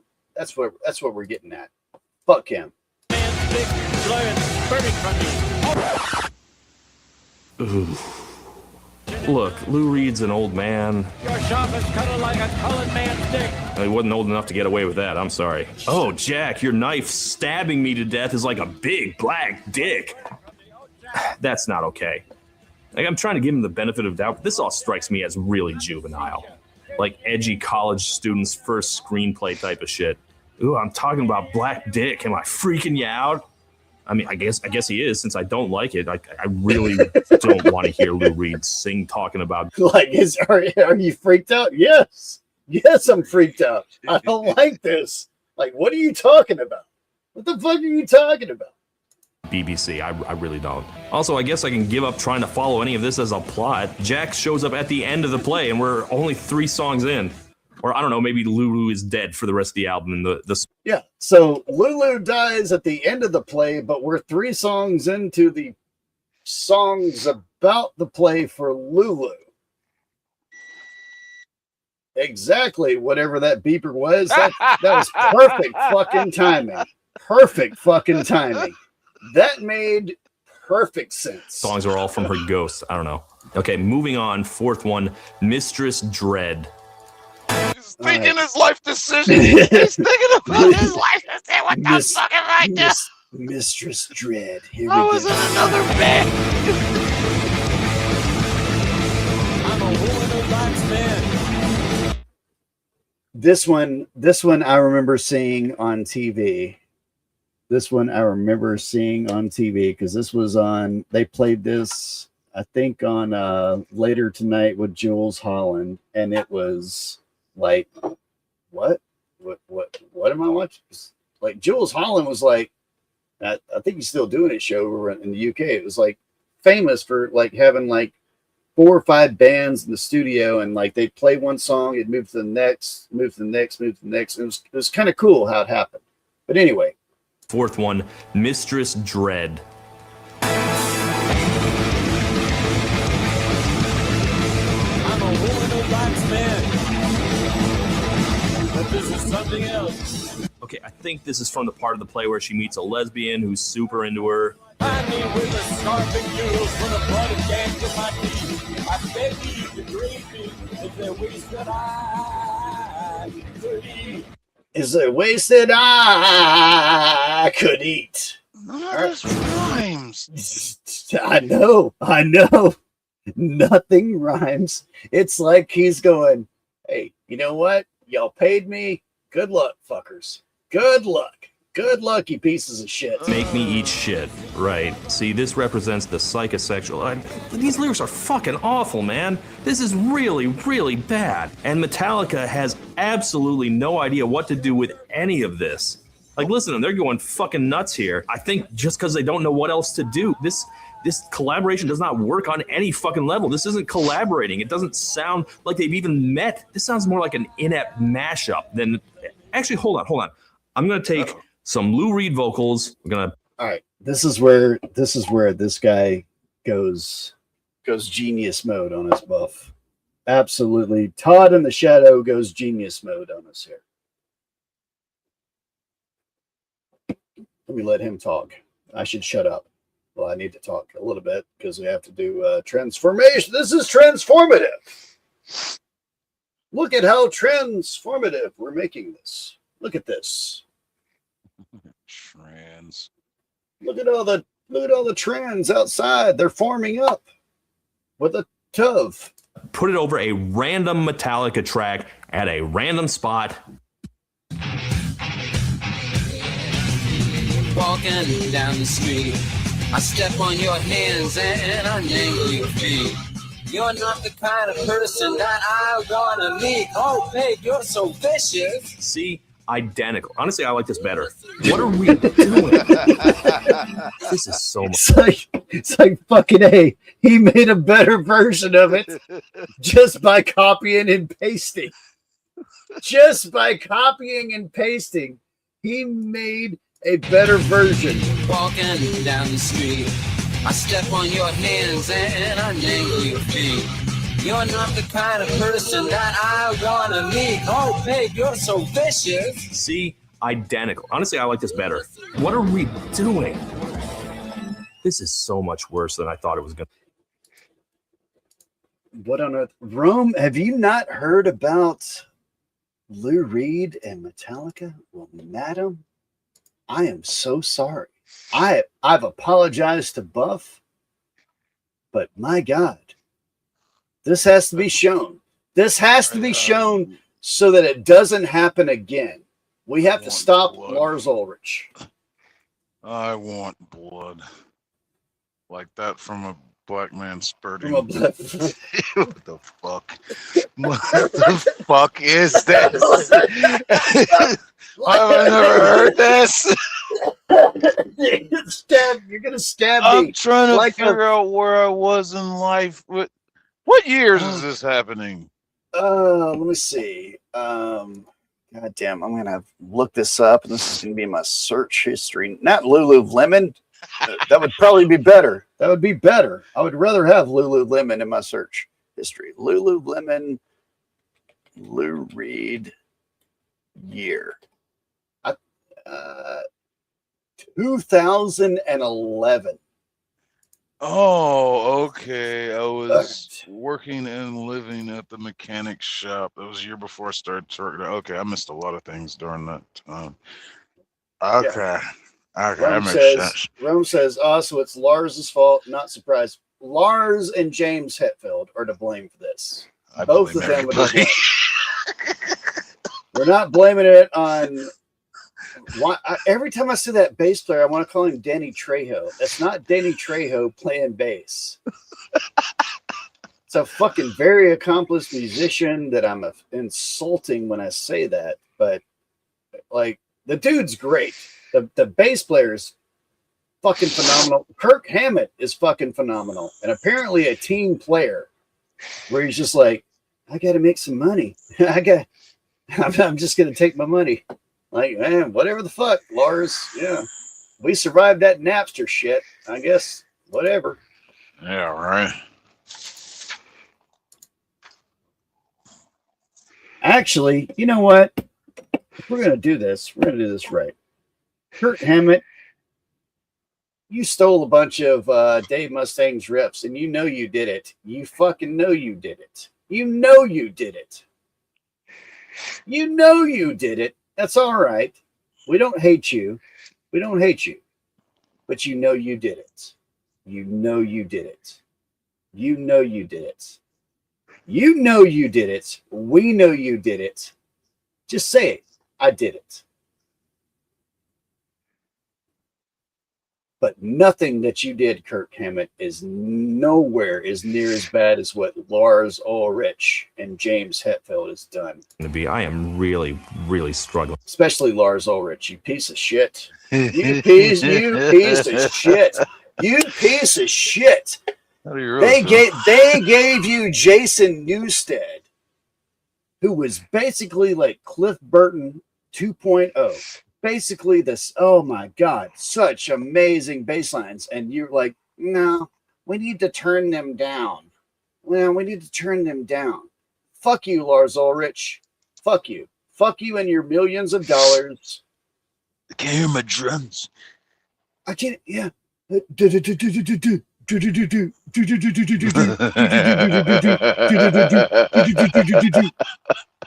Wow, how original. Oh my God, I would never have thought of that beat. Let's keep going. Iced Honey. Oh shit. All right. Iced Honey. Oh, this album's still going. Oh yeah. Oh, it's still going. Yeah. Oh yeah. How many goddamn songs are on this album? Oh yeah.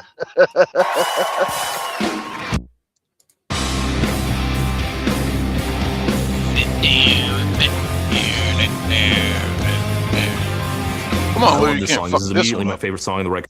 Oh, look, Rome knows who the guy is. He was in Suicidal Tendencies. I was trying to remember where he was at. Lou Reed?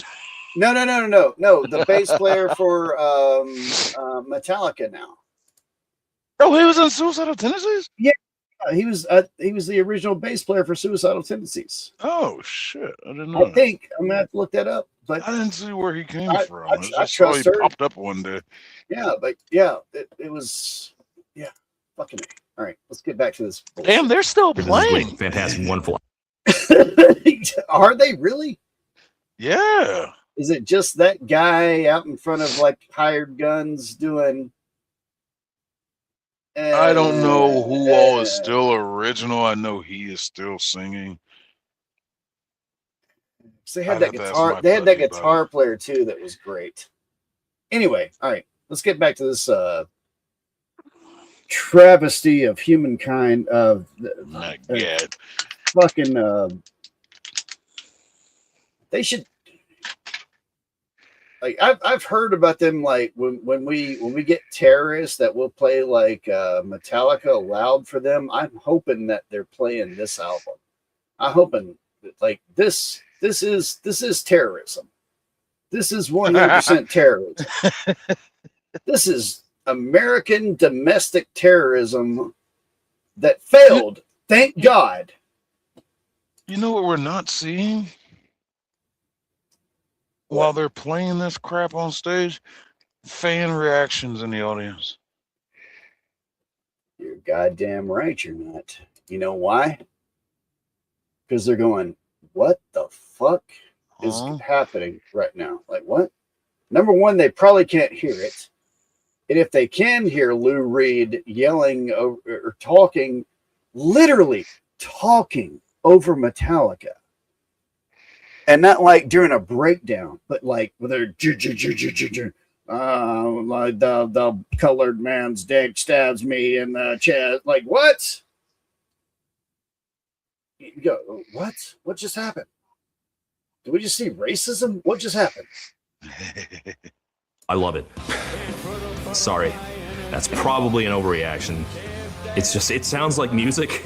Like there's an actual riff. There's an actual groove for a second. It sounds like music. Yeah. Let me play the actual, like, I think. I love this song. This is immediately my favorite song on the record. This is great. Fantastic. Wonderful. I love it. Sorry. That's probably an overreaction. It's just, it's like I fucking love it. I fucking love it. Yeah, there's a melody. I picked out the melody, and my God, this is awesome. Sounds like music. Like there's an actual riff. There's an actual groove for a second. It sounds like Heroes by David Bowie, but with, you know, Metallica bending it heavier. This is great. Can't trap a butterfly in a jar if I can't keep my heart where I want it to be. It's actually probably not great. The more I think about it, it's probably not very good, but it is a song.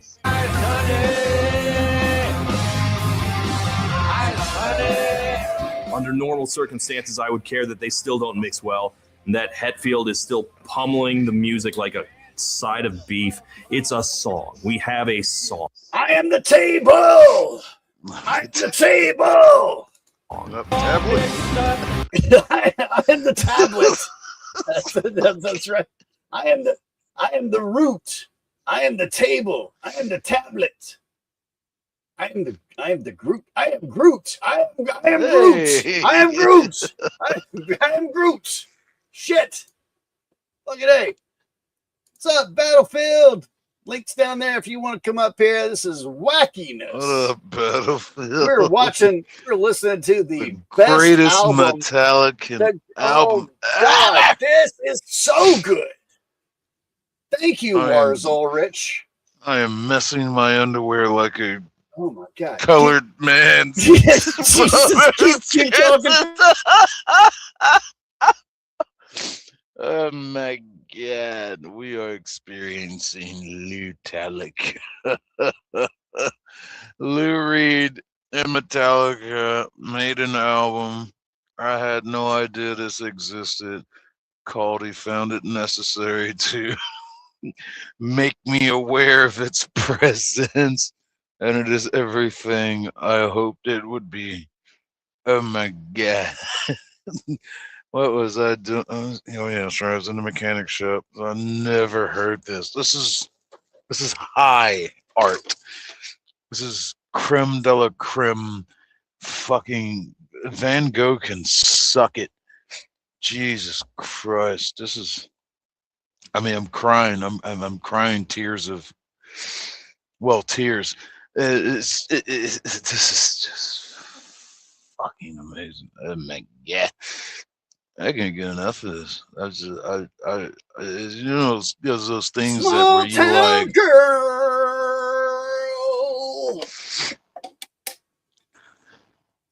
I'm sorry. When people ask you, like, people present you something, and you be like, "You want some more of that?" And, you know, like this, and it's just like you just respond with toothpaste.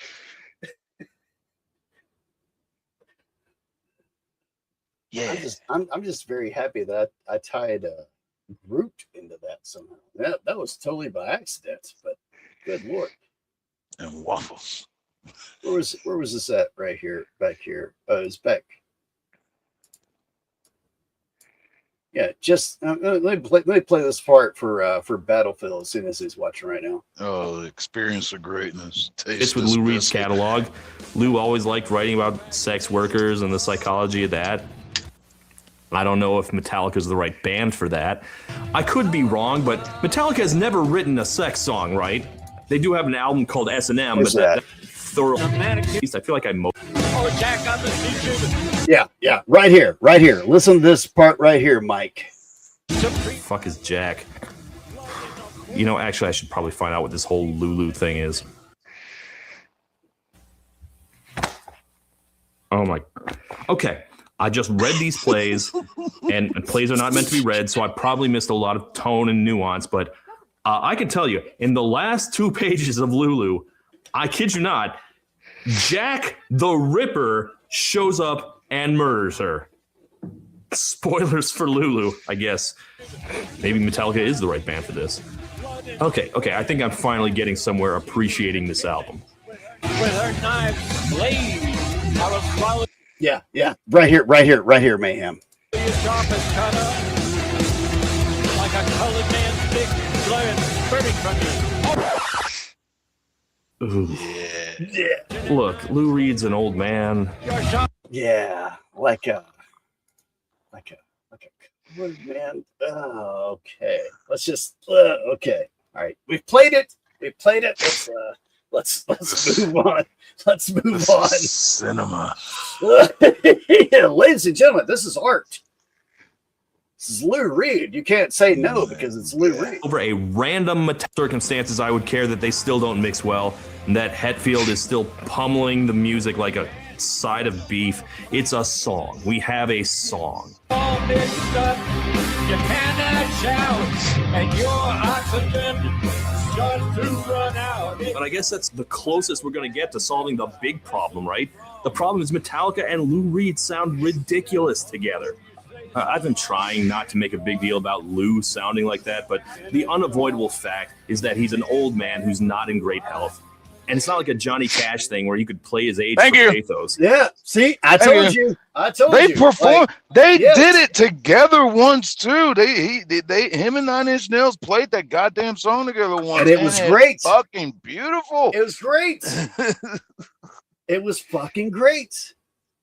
One, because he was not really ever much of a singer to begin with, and two, because he's being drowned out by these gorillas banging away on. That's racist. I think. No. He's talking about Norwegian gorillas. That Norwegian gorilla on the drum set that doesn't know how to like hit softly. I don't know. This dude was talking about a colored man's fucking. Oh no! Wait! That wasn't Todd. That was Lou Reed that was talking about the. Yeah. Now we're getting our racisms all mixed up. Let's find out what happens next. Garbage cans, and he cannot even remotely match their energy. When Hetfield sings Lou Reed's lyrics, he sounds like a straight up fucking moron. For example, here's one called "Cheat on Me." We start with some strings. Maybe Metallica had that left over from the S&M sessions. Moody, droning. Like, this is clearly Lou's stuff. That was Lars dropping a drumstick, and I guess they just left that in. I fucking love that. Sure, why not? Fuck it. Nobody's listening to this shit except for some jackass on Rumble and YouTube. Like, this shit is going straight to Napster anyway. Who fucking cares? LimeWire, whatever the fuck it was back then. That was Lars dropping a drumstick, and I guess they just left that in. The loves of many men, but I don't love any of them. This song's called "Cheat on Me" because Lulu in the play cheats on like every guy she's with. I guess she feels bad about it, or at least she does in Lou Reed's interpretation. She's a hooker. She's a hooker. Of course she's cheating on the people.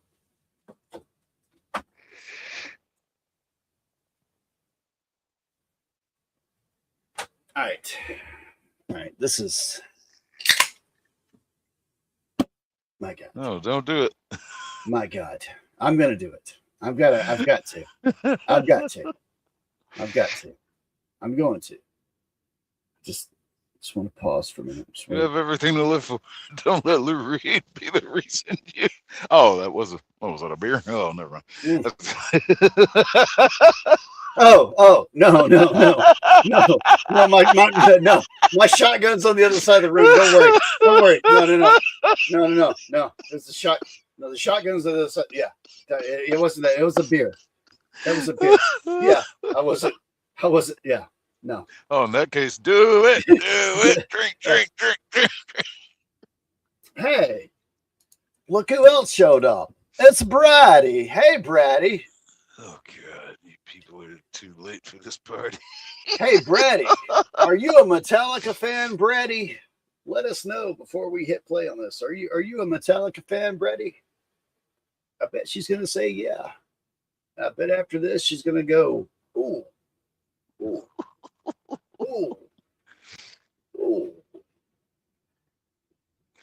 Brady says yes. All right.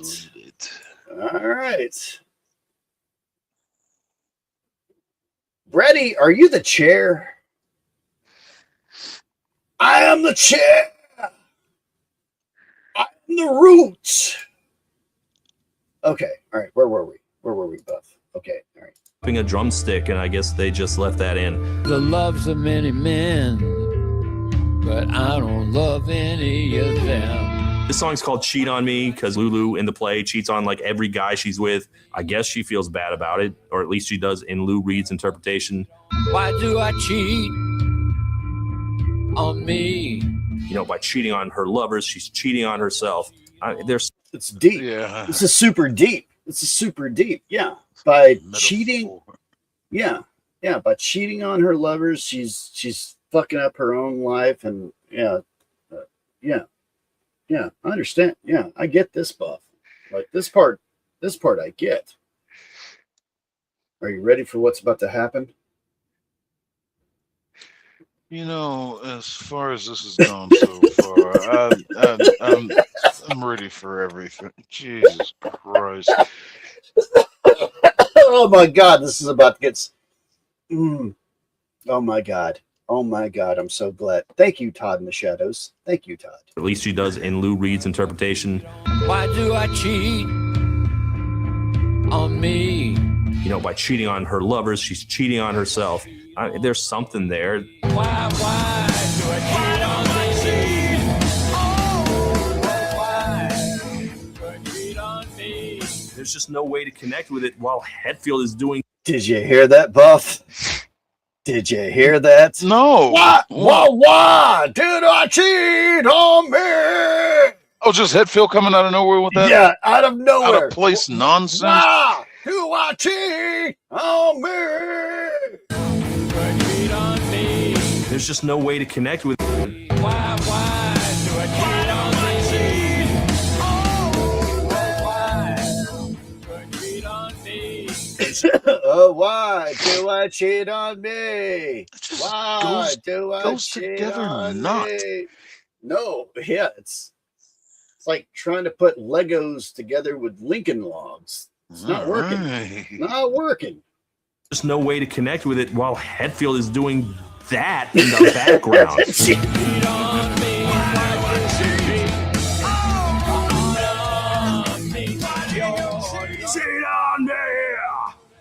I hear this, and literally the only thing I can think of is Napster bad!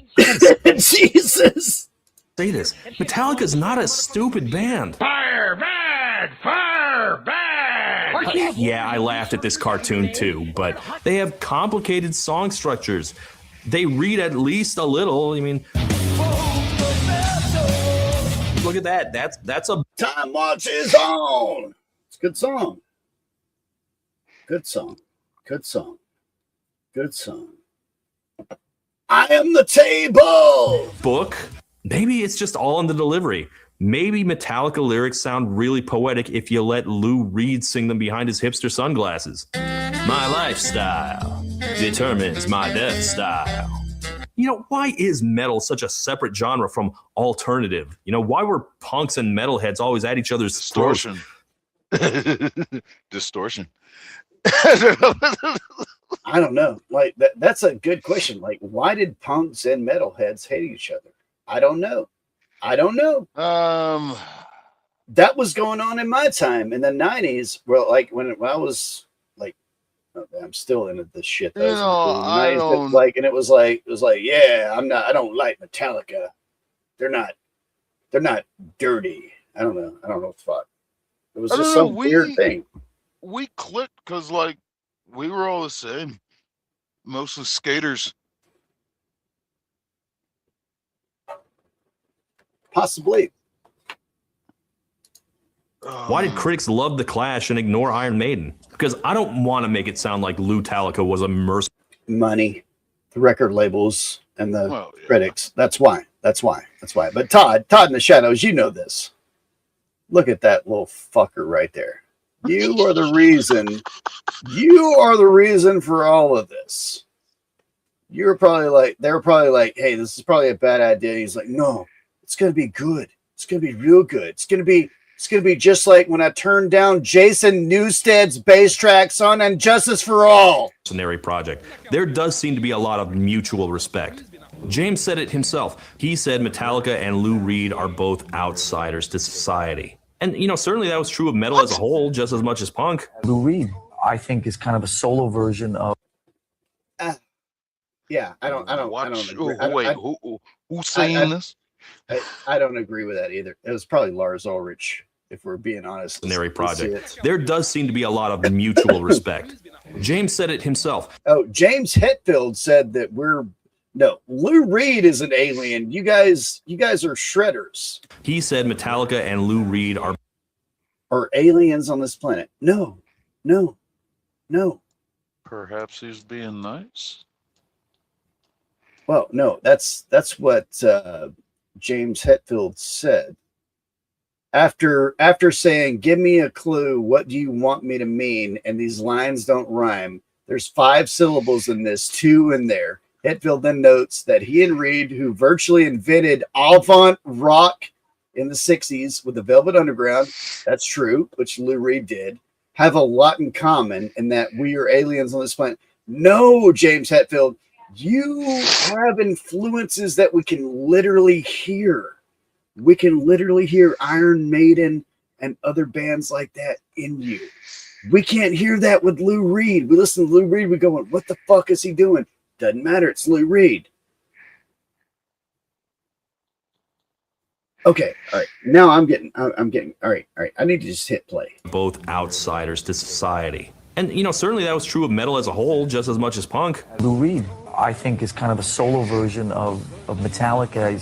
So why couldn't these two shut your Lars. Danish mouth, you piece of shut your whore mouth, you dumbass, you gorilla, you dumb gorilla, you dumb gorilla. Sides get along.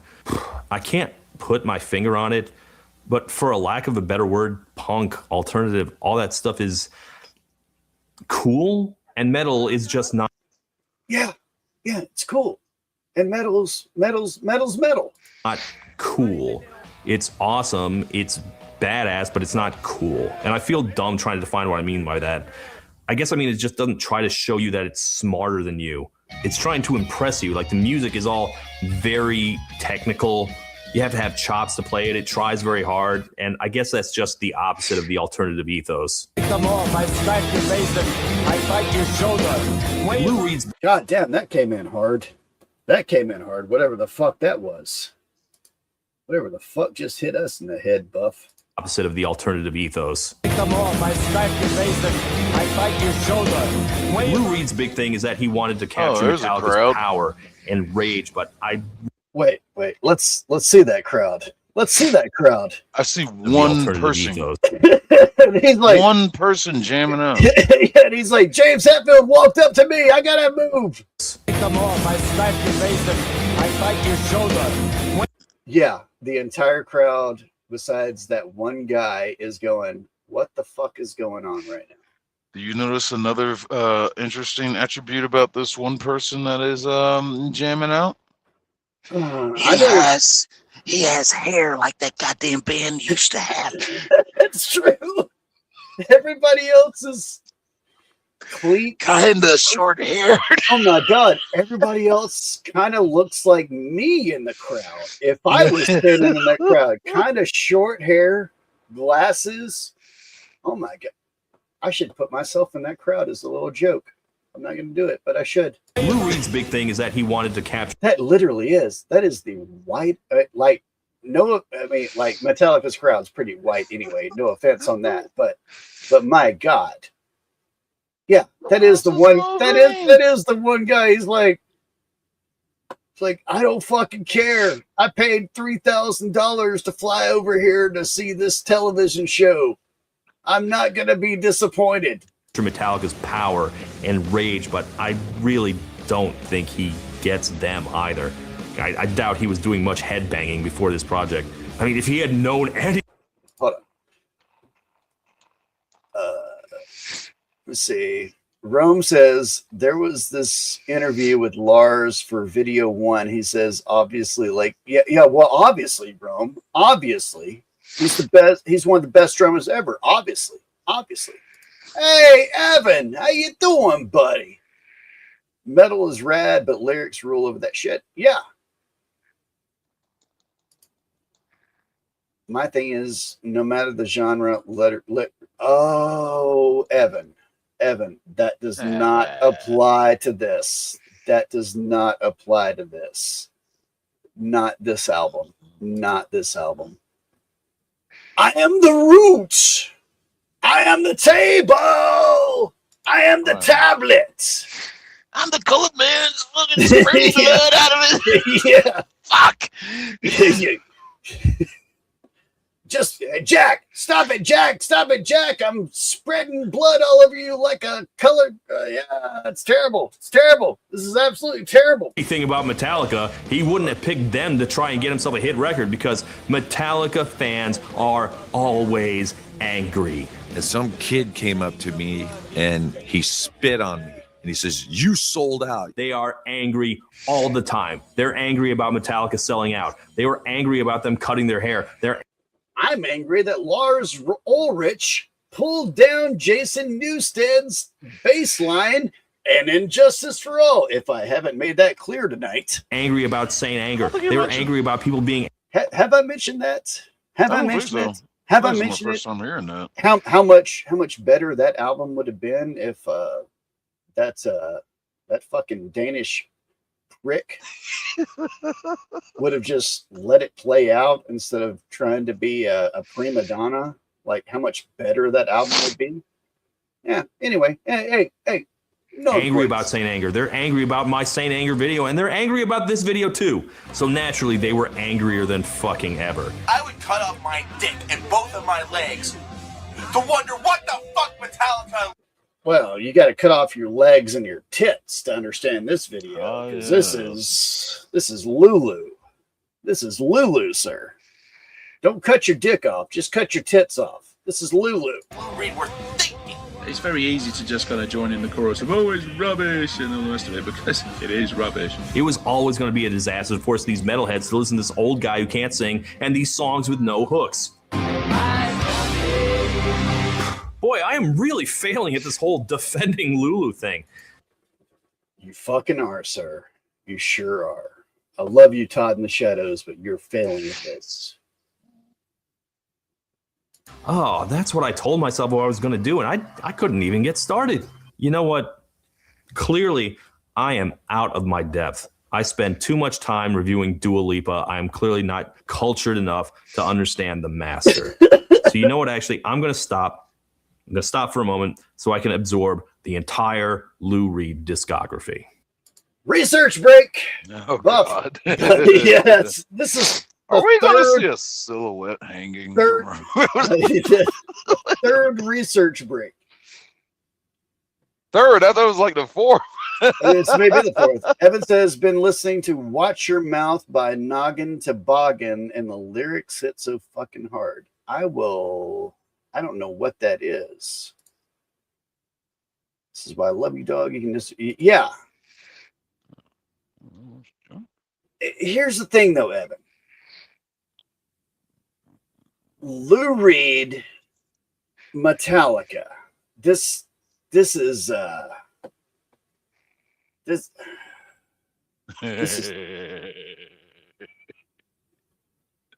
this is frustrating. Terrible. Yeah. Insufferable, unintelligible. Dude, absolute shite. that noise band that I've been listening to, fucking, I can't remember the name right now, but they've just got the drummer and the black guy that comes out and sings, and he just goes guillotine. That makes more sense to me than this album. It does, because it's like, okay, it's just kind of artistic and it's artsy fartsy and they're kind of doing their own thing and it's all over the place and who knows really what's going on. This is Metallica. Okay, all right. Research break. Okay. I have just listened. Jesus. It's like, okay. Motherfuckers. Third times. To the entire. By this time, this guy has, what was the first one? I know he read. Song? Oh, well, I don't know. I'm talking about the research break. Oh, the research break? He had to do a research break where he had to read all of the German plays to understand what Lou Reed was writing about so that we would know why Jack the Ripper even showed up in this album. The first one was...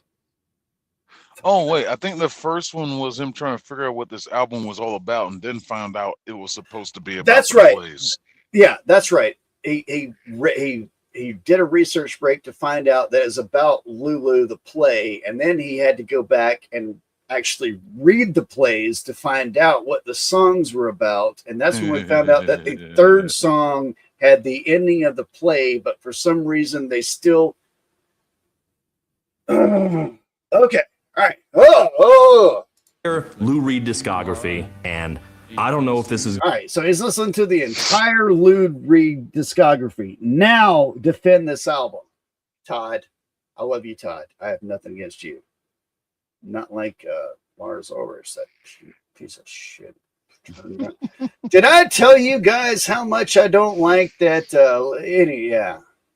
Jason Newsted's bass lines and Justice for All. Go listen to the original album, and you'll be like, "Hey, where's the bass?" Well, ask Lars Ulrich. Going to be a hot take or what, but here is something I feel needs to be said. Lou Reed is not a difficult artist. True. I have been sitting here for a day and a half listening to his entire discography back to back, and it's not mainstream, obviously, he's not Whitney Houston, but for the most part, he makes normal rock and roll. Doing a modern dance. And a lot of it is even pretty catchy. I think people are more intimidated by him than they need to be because of, his reputation as a poet and weird one-offs like Lulu and Metal Machine music, which is once again, if you guys want to get really stoned and listen to something that will, listen to that. I've done it. Also, Sonic Youth's, not Daydream Nation? I don't know. The first Sonic Youth album is also kind of like this. It's just kind of weird and all fucked up. Again, supposedly the worst album of all time. But I don't know. I guess you kids are probably doing, I don't know, what are you doing out there? You're putting Molly in your toes. I don't know what the fuck's going on there. Because their ass. It isn't even. yeah. They're stabbing themselves with BBCs that are covered with LSD. I stabbed myself with a BBC. It was covered all in LSD. Yeah. Damn. See. Table. I am now the table. God damn. See, we just made it better. We just fixed it. Music, as people understand it. It's just an hour of guitar feedback and drone loops. Yes. Literally, that's what it is. Naturally, critics who wanted actual music hated it, but even that, I finally listened to it all the way through after hearing about it for so long, and it's basically just ambient music. And I honestly found it pretty relaxing. I mean, I probably won't listen to it again, but that's his. No, he's still in it. I think he's still in it. At least, Evan, I think he's still in it. That's what we were talking about earlier. Like Rome was like, yeah, this guy from we're like, we didn't know that. Like I'd forgotten completely that guy started out in Suicidal Tendencies and then wound up in Metallica as the best musician that is in Metallica, which is fucking weird to think that like the guy that played bass in Suicidal Tendencies is the best musician in Metallica. But I guess that's not such a stretch when you remember that Lars Ulrich pulled down Jason Newsted's bass lines in Injustice for All. One really abstract project, and I didn't even find that hard to listen to. But the lyrics, right? That's where people really didn't understand them, right? Yes, but Lou Reed's lyrics are difficult because they could get really bleak. Why is it that you beat me? Or provocative, but not because they were inscrutable. He's actually a really direct lyricist. He writes really understandable narratives about drug addiction. Buff, I'm going to be completely honest Blood with you. spitting from a colored man's fucking thing. What? Yeah. What are you talking about, Todd? I don't know why he's defending Lou Reed this hard. I have listened to a ton of music in my days, seen tons of bands where people are like, "Oh, Lou Reed's the shit. He's the shit." Oh my god, no, I don't think so. I don't give a shit. No, I don't think so. I don't think so at all. Doesn't make sense. Didn't make sense. That sounds like one of those like masturbatory things where it's like just because he was like a heroin addict and I don't know. Like I don't get it. I don't get it. I will not get it. I'm not calling the man a piece of shit because he's gone now. Unlike Lars Ulrich, who I will call a piece of shit because he took down Jason Newsted's bass lines and Injustice for All. Or prostitution, not on the table, on the tablet, on the root or whatever. What I'm saying is Lulu is not just musically different for him because of Metallica. It is lyrically and structurally a billion miles away from everything people ever liked about Lou Reed. This is not even good for Lou Reed's fans. Like, I admit I didn't like Berlin as much as I wanted to, but it tells a story. There's a structure to it, and there's just no structure to Lulu at all. Both the songs themselves and the album as a whole, it's completely formless. I have read several people try and make sense of this album. One of these books I got said that Lou's... That's... Books? About... Yes! Ooh. Yes! What? Books! You heard that right. You heard that right. You heard that right, Buff. Like when I told you, like have a life. And I was like, oh shit, I forgot about this video that I need to show. Oh my god, I forgot. Oh my god. At all. Both the songs themselves and the album as a whole, it's complete. And in fact, probably after watching this, I'm probably gonna move to Rumble. Let me do this real quick. Let me find the Rumble. Oh yeah. We're gonna listen. We're gonna listen to some of this. We're gonna listen to some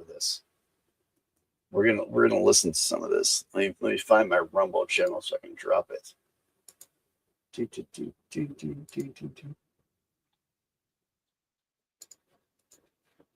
Ah, you piece of shit. All right, let me drop that. Go there if you dare. This is gonna... I'll play good music in a little bit after, I swear, after this, but we're not done on YouTube yet. Completely formless. I have read several people try and make sense of this album. One of these books I got said that Lou's dog had just died, which... Okay, this would make sense. like your dog just no, it doesn't make sense. Your dog just died. Honor him.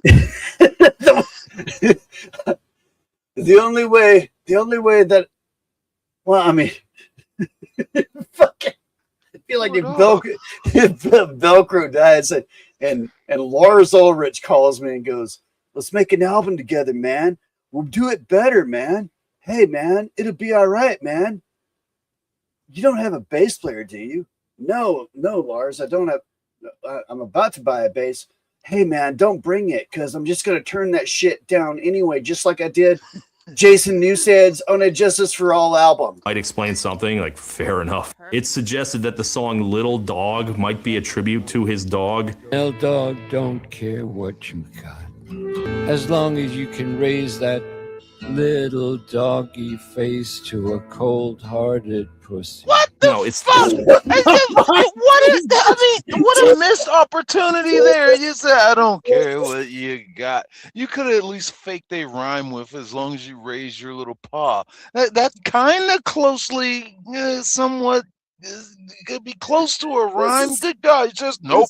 I'm headed right for the rhyme. Headed right for the sidestep. The pussy. The pussy. My name is Larry. I forgot about the pussy. I miss my dog so much. My dog was the best thing. I love pussy. What? That doesn't make any sense, Lou. That doesn't fucking make any sense. Let's hear it again. Don't care what you got, as long as you can raise that little doggy face to a cold-hearted pussy. No, it's just a song. Yeah. How would you raise that cold-hearted? Okay, all right. Okay, I told you, Buff. This is gonna be rough. I told you. It's time to put Grandpa in a home. There's only 5 minutes left, Buff. There's only 5 minutes left. Sweet Jesus, we have already been stabbed in the heart with a. You say it. I can't say it. The colored man's phallus. Yes. Spurting blood. Yes. What the fuck? Yeah. All right. So we've been stabbed in the heart with a black. I'm going to say an African American gentleman's phallus. Also, James Hetfield is the table. I am the table. About how Lulu's a bitch. And I have seen Lou Reed's super. I don't think Lulu's a bitch. I don't know anything about Lulu. I've gathered nothing from Lulu about this other than that she's a small town girl. Jeez, I forgot about that. Small town girl. Fans try and defend the last track. Oh god damn. I'm gonna hate myself for playing this on Rumble. I'm okay, but whatever. Yeah. After this, we're going to Rumble. We're going to listen to a couple of these tracks. It's not going to last long. Dear God. Hey, Buff. No, I was about to be dirty. Like I was about to say, like, I want to stab myself to death, but I was trying to be creative, and I think I might need to use your penis to stab myself in the heart. Well, that's self-harm. Well, yeah. And your dad, about a fraught relationship with his dad. The greatest disappointment ate with him and changed him. Ate with him and changed him into your dad. God damn, what a great song. Let's just go back and listen to that again. Buff, did you hear that? It had structure for a minute. Did it? Did it? Yeah. Did it? I mean, it still didn't rhyme, but it was a little structure. Yeah.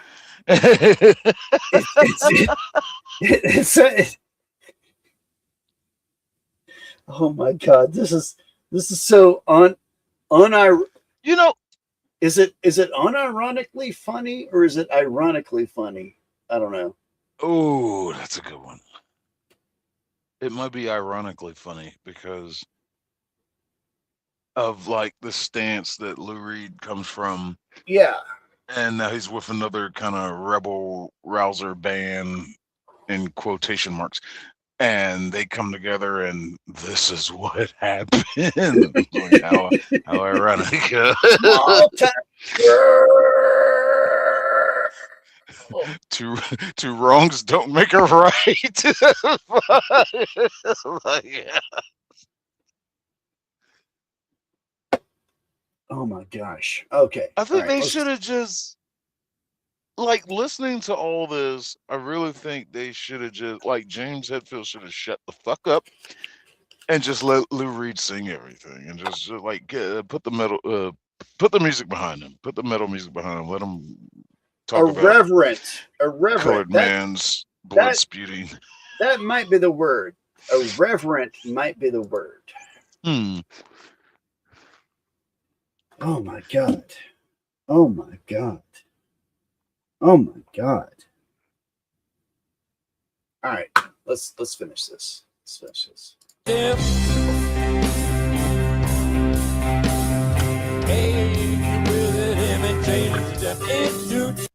hear you, Lou. Can't hear you over that fucking gorilla on the fucking drums, that Danish piece of shit that, if you guys haven't heard, pulled Jason Newsted's bass lines down. And I guess Thank you, Lars, for hitting the drums so hard when someone was singing. that one is a Thank you, you piece of shit. little more legible than the rest of the album. Hetfield, who has his own daddy issues, was reportedly really moved by it, and I can kind of hear what fans hear in it, but I think I was just too exhausted by that point. This thing is an hour long. All the songs are really long. An hour long of this, not 30 minutes. Yeah, an hour, and I'll give you all these 45. all these fuckers had to do was just cover his songs. That's it. That's all they had to do. There would have been a fucked up version of Such a Perfect Day. All right, there would have been that. There would have been Sweet Jane. There would have been the other ones. I don't know, the other shit that those But hipsters. you wouldn't know that James is the table, though, and the tablet. I'm and the table, and the refrigerator, and the stove. I am the Groot. I am Groot. He literally turned into Groot. I am the root. I am the table. I am the tablets. Would you pull me up? Would the effort really hurt you? Terrible advertisement for ESP guitars right here. You pull me up. Would the effort really hurt you? I get it, but I personally couldn't really find a way into it. I just did not have the capacity to listen to this album anymore by the time I got to it. The worst songs are all right at the front, and if you make it to the end of this album, you will be rewarded with 10 All right. You'll be rewarded with more minutes of droning. I give up. Lulu defeated me. I wish I were the kind of critic who could find some kind of deep analysis in Lulu. There's probably someone much smarter than me who can tell you how cutting your tits off has meaning to the trans. Yeah. Yeah. I would cut my legs and tits off for you. Why? That was never explained to us, Buff. That was never explained to us, why you would cut your tits and legs off. Experience or something like that. I'm just not that subtle a thinker. Even with all the reading I did, I just could not derive any enjoyment from this album. I really don't think critics were hoping this album would be bad, but they unloaded both barrels. Hold on. Don't hate. I get the hate on ESP, but don't hate on the PRS. The Paul Reed Smiths, they're good. They're good. I got Lulu here on Amazon. Those are used for good. I got Lulu here on Amazon for fucking $38. Go fuck yourself. $38. Is it signed by Lou Reed? No.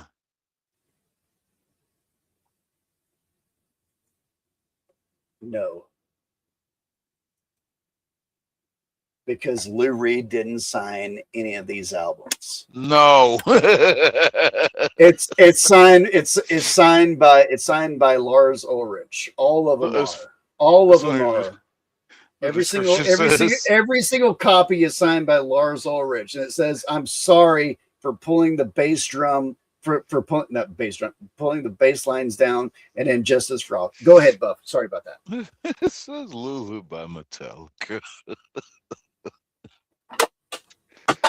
It doesn't even mention Lou Reed. It says by Metallica. That's even more fucked up.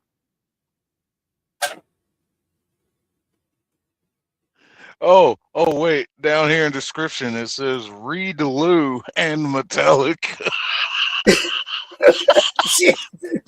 They have enough respect. Who's that guy? Reed Lou or something? Yeah, fuck it. Yeah, type it in.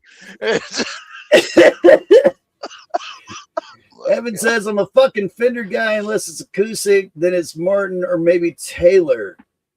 I'll tell you how to get a Martin and Taylor sound. You get yourself a where's my guitar?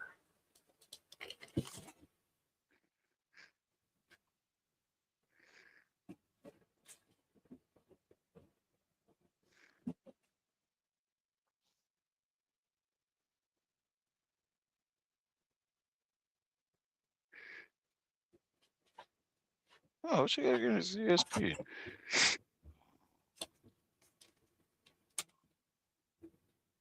Get an Alvarez. Get an Alvarez. They're cheaper. You can set them up, and if you tune it, this one's not tuned. Same sound. Same sound. Because they all get played through amps anyway. Get yourself an Alvarez, get it set up perfectly. You got yourself the same fucking guitar. It's this fucking Mississippi humidity.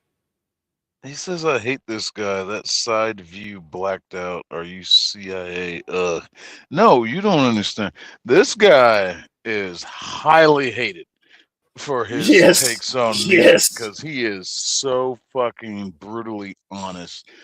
I've followed him for some time. I haven't seen anything new from him, but yeah, people that's the thing about YouTube, man. You're a content creator and you say shit that people don't want to hear.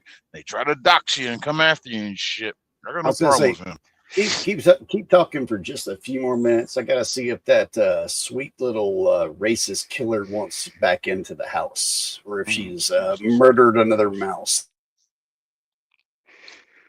But yeah, man, this is Todd in the Shadows, and fucking I think he had a channel before that really got attacked, so he moved to this kind of platform, and he stays hidden for his own good.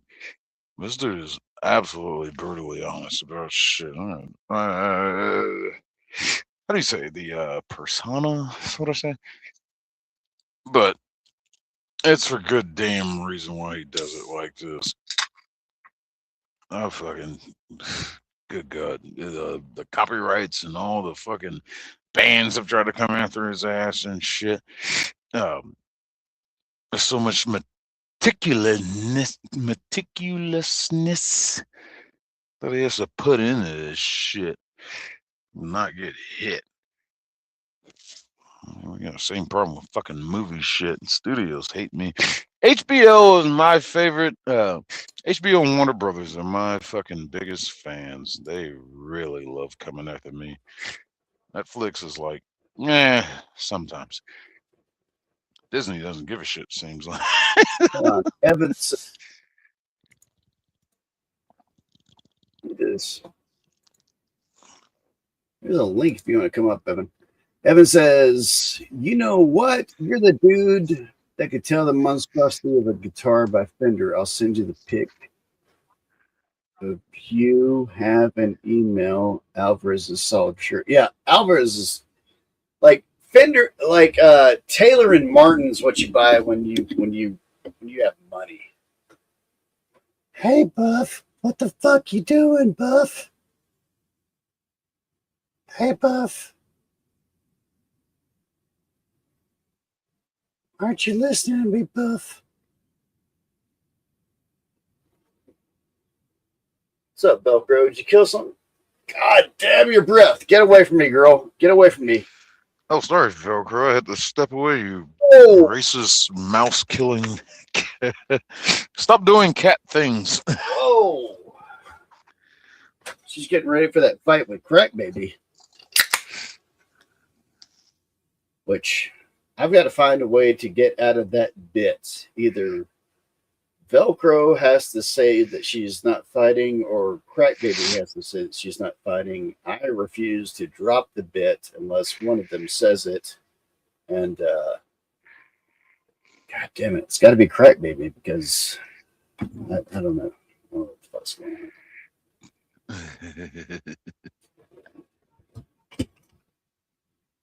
All right. We're almost done. Into it. By Lou's standards, it sold pretty well, but by Metallica's, it was a disaster, and a planned tour to support it got canceled. And for all the mutual respect they had for each other, I think probably they had too much respect for each other. Lou Reed should have said, hey, tone it back a little and loosen up. And Metallica should have said, hey, can you write an actual song for us? If it was supposed to make Metallica look smart. All I hear is from that son of a bitch that pulled down the bass line of Jason Newsted during the Injustice for. Have I talked about that, Buff, tonight? Have I told you about how Lars Ulrich ruined the Injustice for All album by pulling down Jason Newsted's? Have I talked? I feel like I might have hinted at it. Might have mentioned it once. Okay, all right. Smarter and more versatile, it did the opposite. If it was supposed to make people excited about Lou Reed again and cement his legacy, it only made him look more inaccessible and off-putting than ever. Lou passed a couple years afterwards, and I don't know if it's tragic or if it's... We'll be here for a little bit longer, Rome. Stick around. Where you going, lady? Put your pants back on. Put your pants back on, lady. We'll be here for a little bit later. It's just fitting that he went out with one last barrage of terrible reviews. It does kind of break my heart, considering that when one of Lou's other collaborators, David Bowie, passed a few years later, he got to go out with one final beloved master. And holy shit, David Bowie left with a good one. He left with a good song. A damn good song. A damn good song, Buff. It was a damn good song. Which one? I'll play it on Rumble when we go there here in a little bit. Piece. But maybe this is yet another one where Lou... He literally... It's a video where he's literally predicting his own death.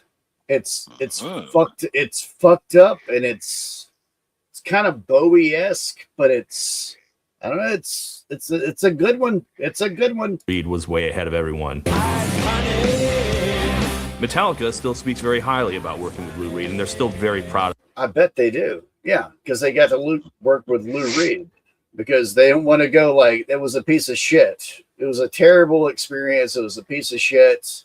It was the worst thing we've ever done in our fucking lives. We're never going to listen to Lars Ulrich again. Hopefully.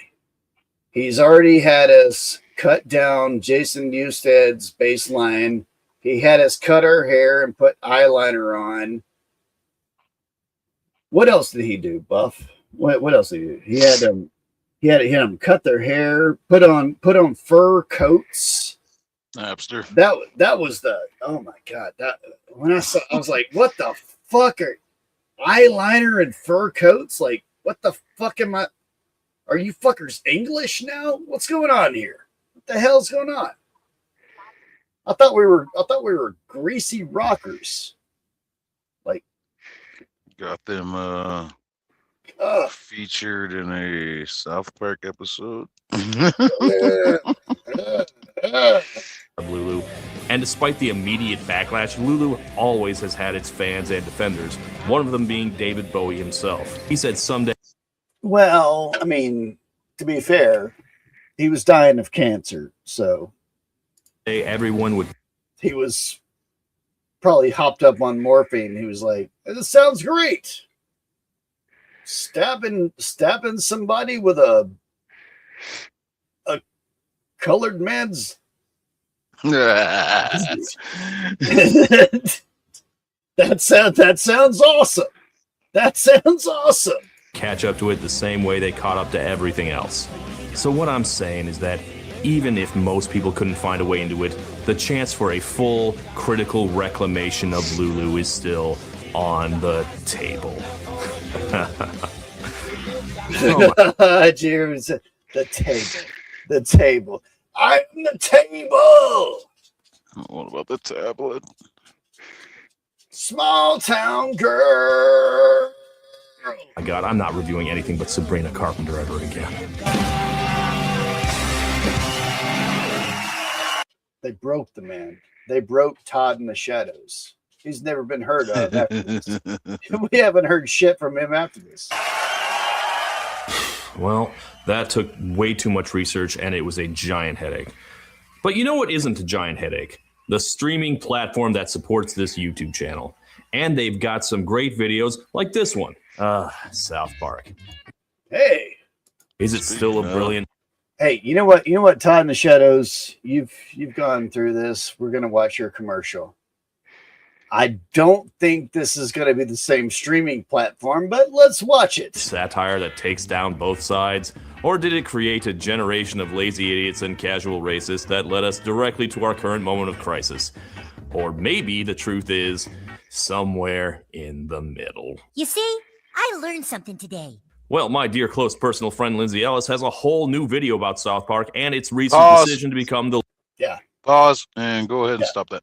No, Lindsay Ellis has become a degradable fucking piece. What platform are we on? We're still on YouTube. No, fuck it. I'll say it. Lindsay Ellis has become a degraded piece of shit. When she was over there with Channel Awesome, I enjoyed her over there, but she somehow went down some fucking rabbit hole of degeneracy and basically went left. I think Trump broke her. So her shit just gradually got worse. To think I used to want to fuck her. Yeah. That's an Alvarez. It's an Alvarez right there. It's an Alvarez. Why would you buy a tape? Mark, like $2,400. $500 right here. And you can do Mark. You can scratch it up. I've got quality. Like I need to redo it, but somewhere on there I've got quality written. I need to redo it. Put stickers on it. Yeah. All right. Ladies and gentlemen, we're about to go to Rumble. And while we're going to Rumble, I'd like to tell you guys about some blankets that you can get. Blankets, enamel pins. Here we go. Patches and stickers. Our blankets are... Today, we're going to tear him apart, examine his entrails, and make sure he's fully working, and then do some weird experiments. So stay tuned. What are we doing? And if you enjoy cursed 1980s Hey! and 90s technology and using it wrong, I hope you'll consider subscribing to the channel. So I remember that demonic hell doll. Hold on. Always fun waking up in the middle of the night and that thing is talking. Yeah, this is one of those where they take the toy and they run way too much. Send me your email. Oh wait, send me your email. I'd love to see if you could figure out if this toy I have is real or not.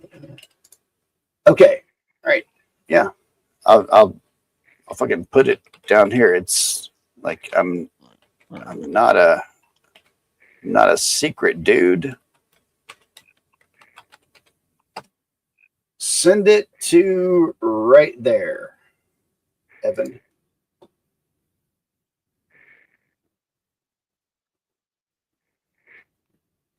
I don't know if I'll be able to tell or not. I am terrible about that. I buy super cheap guitars, like this one. Out here, I'll make myself full screen. Like this bass right here, I bought because you guys are gonna have to bear with me 1 second. I wanted it to match. Uh-oh. It's guitar time.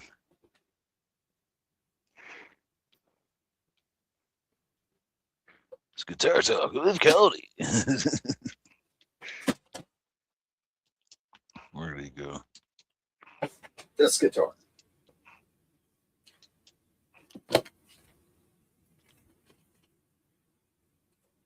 And the thing about this guitar is that it has microphone pickups. So it's not like I loved it because while I was playing a gig with people, I could literally just mute the strings and I could start yelling into the pickups and it would pick it up. It was fun times. But this bass is a piece of shit, an absolute piece of shit. So dun dun dun dun dun dun. What kind of bass? It's a Teisco. It's a Teisco bass. Never But heard. It's Japanese. But here's the thing with this one. It's the tuning pegs. It's like super light. Like you could launch this. Very, very light. It feels like it's made out of balsa wood. But the tuning pegs don't hold up because it's such lightweight. So that's why the other night I was talking to you, Buff. I'm going to be buying an actual bass so that I can do bass stuff on my stuff. I don't know how good they are anymore, but fucking I got a whatever Christmas that was, and it was like 10th grade, I think. Yeah, it was 10th grade. Fucking asked my aunt, I was like, I want a bass guitar, and she fucking went right to the J.C. Penney catalog and got me a Harmony fucking bass. I still play that goddamn thing. Have you got it? Not with me. It's at home. Those Harmony basses are good, man. All I did was change the goddamn strings. I got some Ernie Ball Slinkies on it, and That's what I learned on. That's what I learned. That's what I started playing bass on was a Harmony bass. I think it was kind of like a silver kind of like hooker not graffiti. What am I talking about? What's the hooker thing where like you hang out with a hooker or a stripper and you get the what is it? Was it that sprinkles? No, sprinkles. Sprinkles. What the fuck is the word? Like not confetti. Not confetti. Glitter. Glitter. Oh, okay. Yeah. Hold up and give me one more second. Let me put this guitar up before I like kick it over.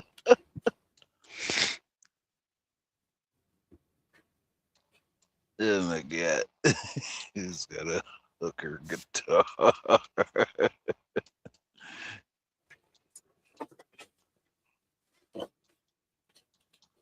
And I do have to say, before we shoot the rumble, this is my baby, Evan. This is my baby. This is a homemade aluminum guitar. And it's miraculous. It is fantabulous. I've recorded with it. I've done things with it. Just sent it. Doesn't seem legit, but it sounds and plays. Oh my God, we got ourselves a hola. How you doing out there? Buff. Who's that? Who's that sound like? Besides Velcro. Oh. So I'm and then the next year we wanted a drum set. And guess where we went? Or guess where she went? Right back Sears. at JC Penney. No, JC Penney catalog. All right. Now that fucking look, that drum set, like, still playing it to this day. The hardware is fucking awesome. I forget the damn wood it's made out of, but it is still holding up. It's been through so fucking much. Changed all the heads to like Remos and Evans. Changed out the hardware for the cymbals. Changed out the cymbals because it comes with crap. And I just changed all that shit out. The pedal, the snare. I built the fucking snare. That's like a Frankenstein Pearl and Ludwig. Changed all that shit out. That goddamn set plays like a dream. Great fucking shells on that damn thing. Let's say if you got a bass, get a Harmony. Well, I don't know the quality of Harmony nowadays because that was way back. Yeah. That's way back. That's way the way the way JC Penney is slowly going under. I would imagine Harmony was like one of their reliable suppliers. Harmony's done. Harmony's been done for a while. Hey, Buff, would you like to tell these people about the Rumble channel? Because if I start telling about them, I'm going to get into a trap where I start talking about Lars Ulrich pulling down Jason Newsted's bass tracks. And I don't think I'm going to do it. Tell them to go to Rumble. Go to Rumble, fuckers. What the hell are you talking about? You want to hear some great? You want to hear the greatest Metallica album? You know, even though the great band Metallica, despite Lars taking down the bass tracks of fucking. Come on, Rumble. See you.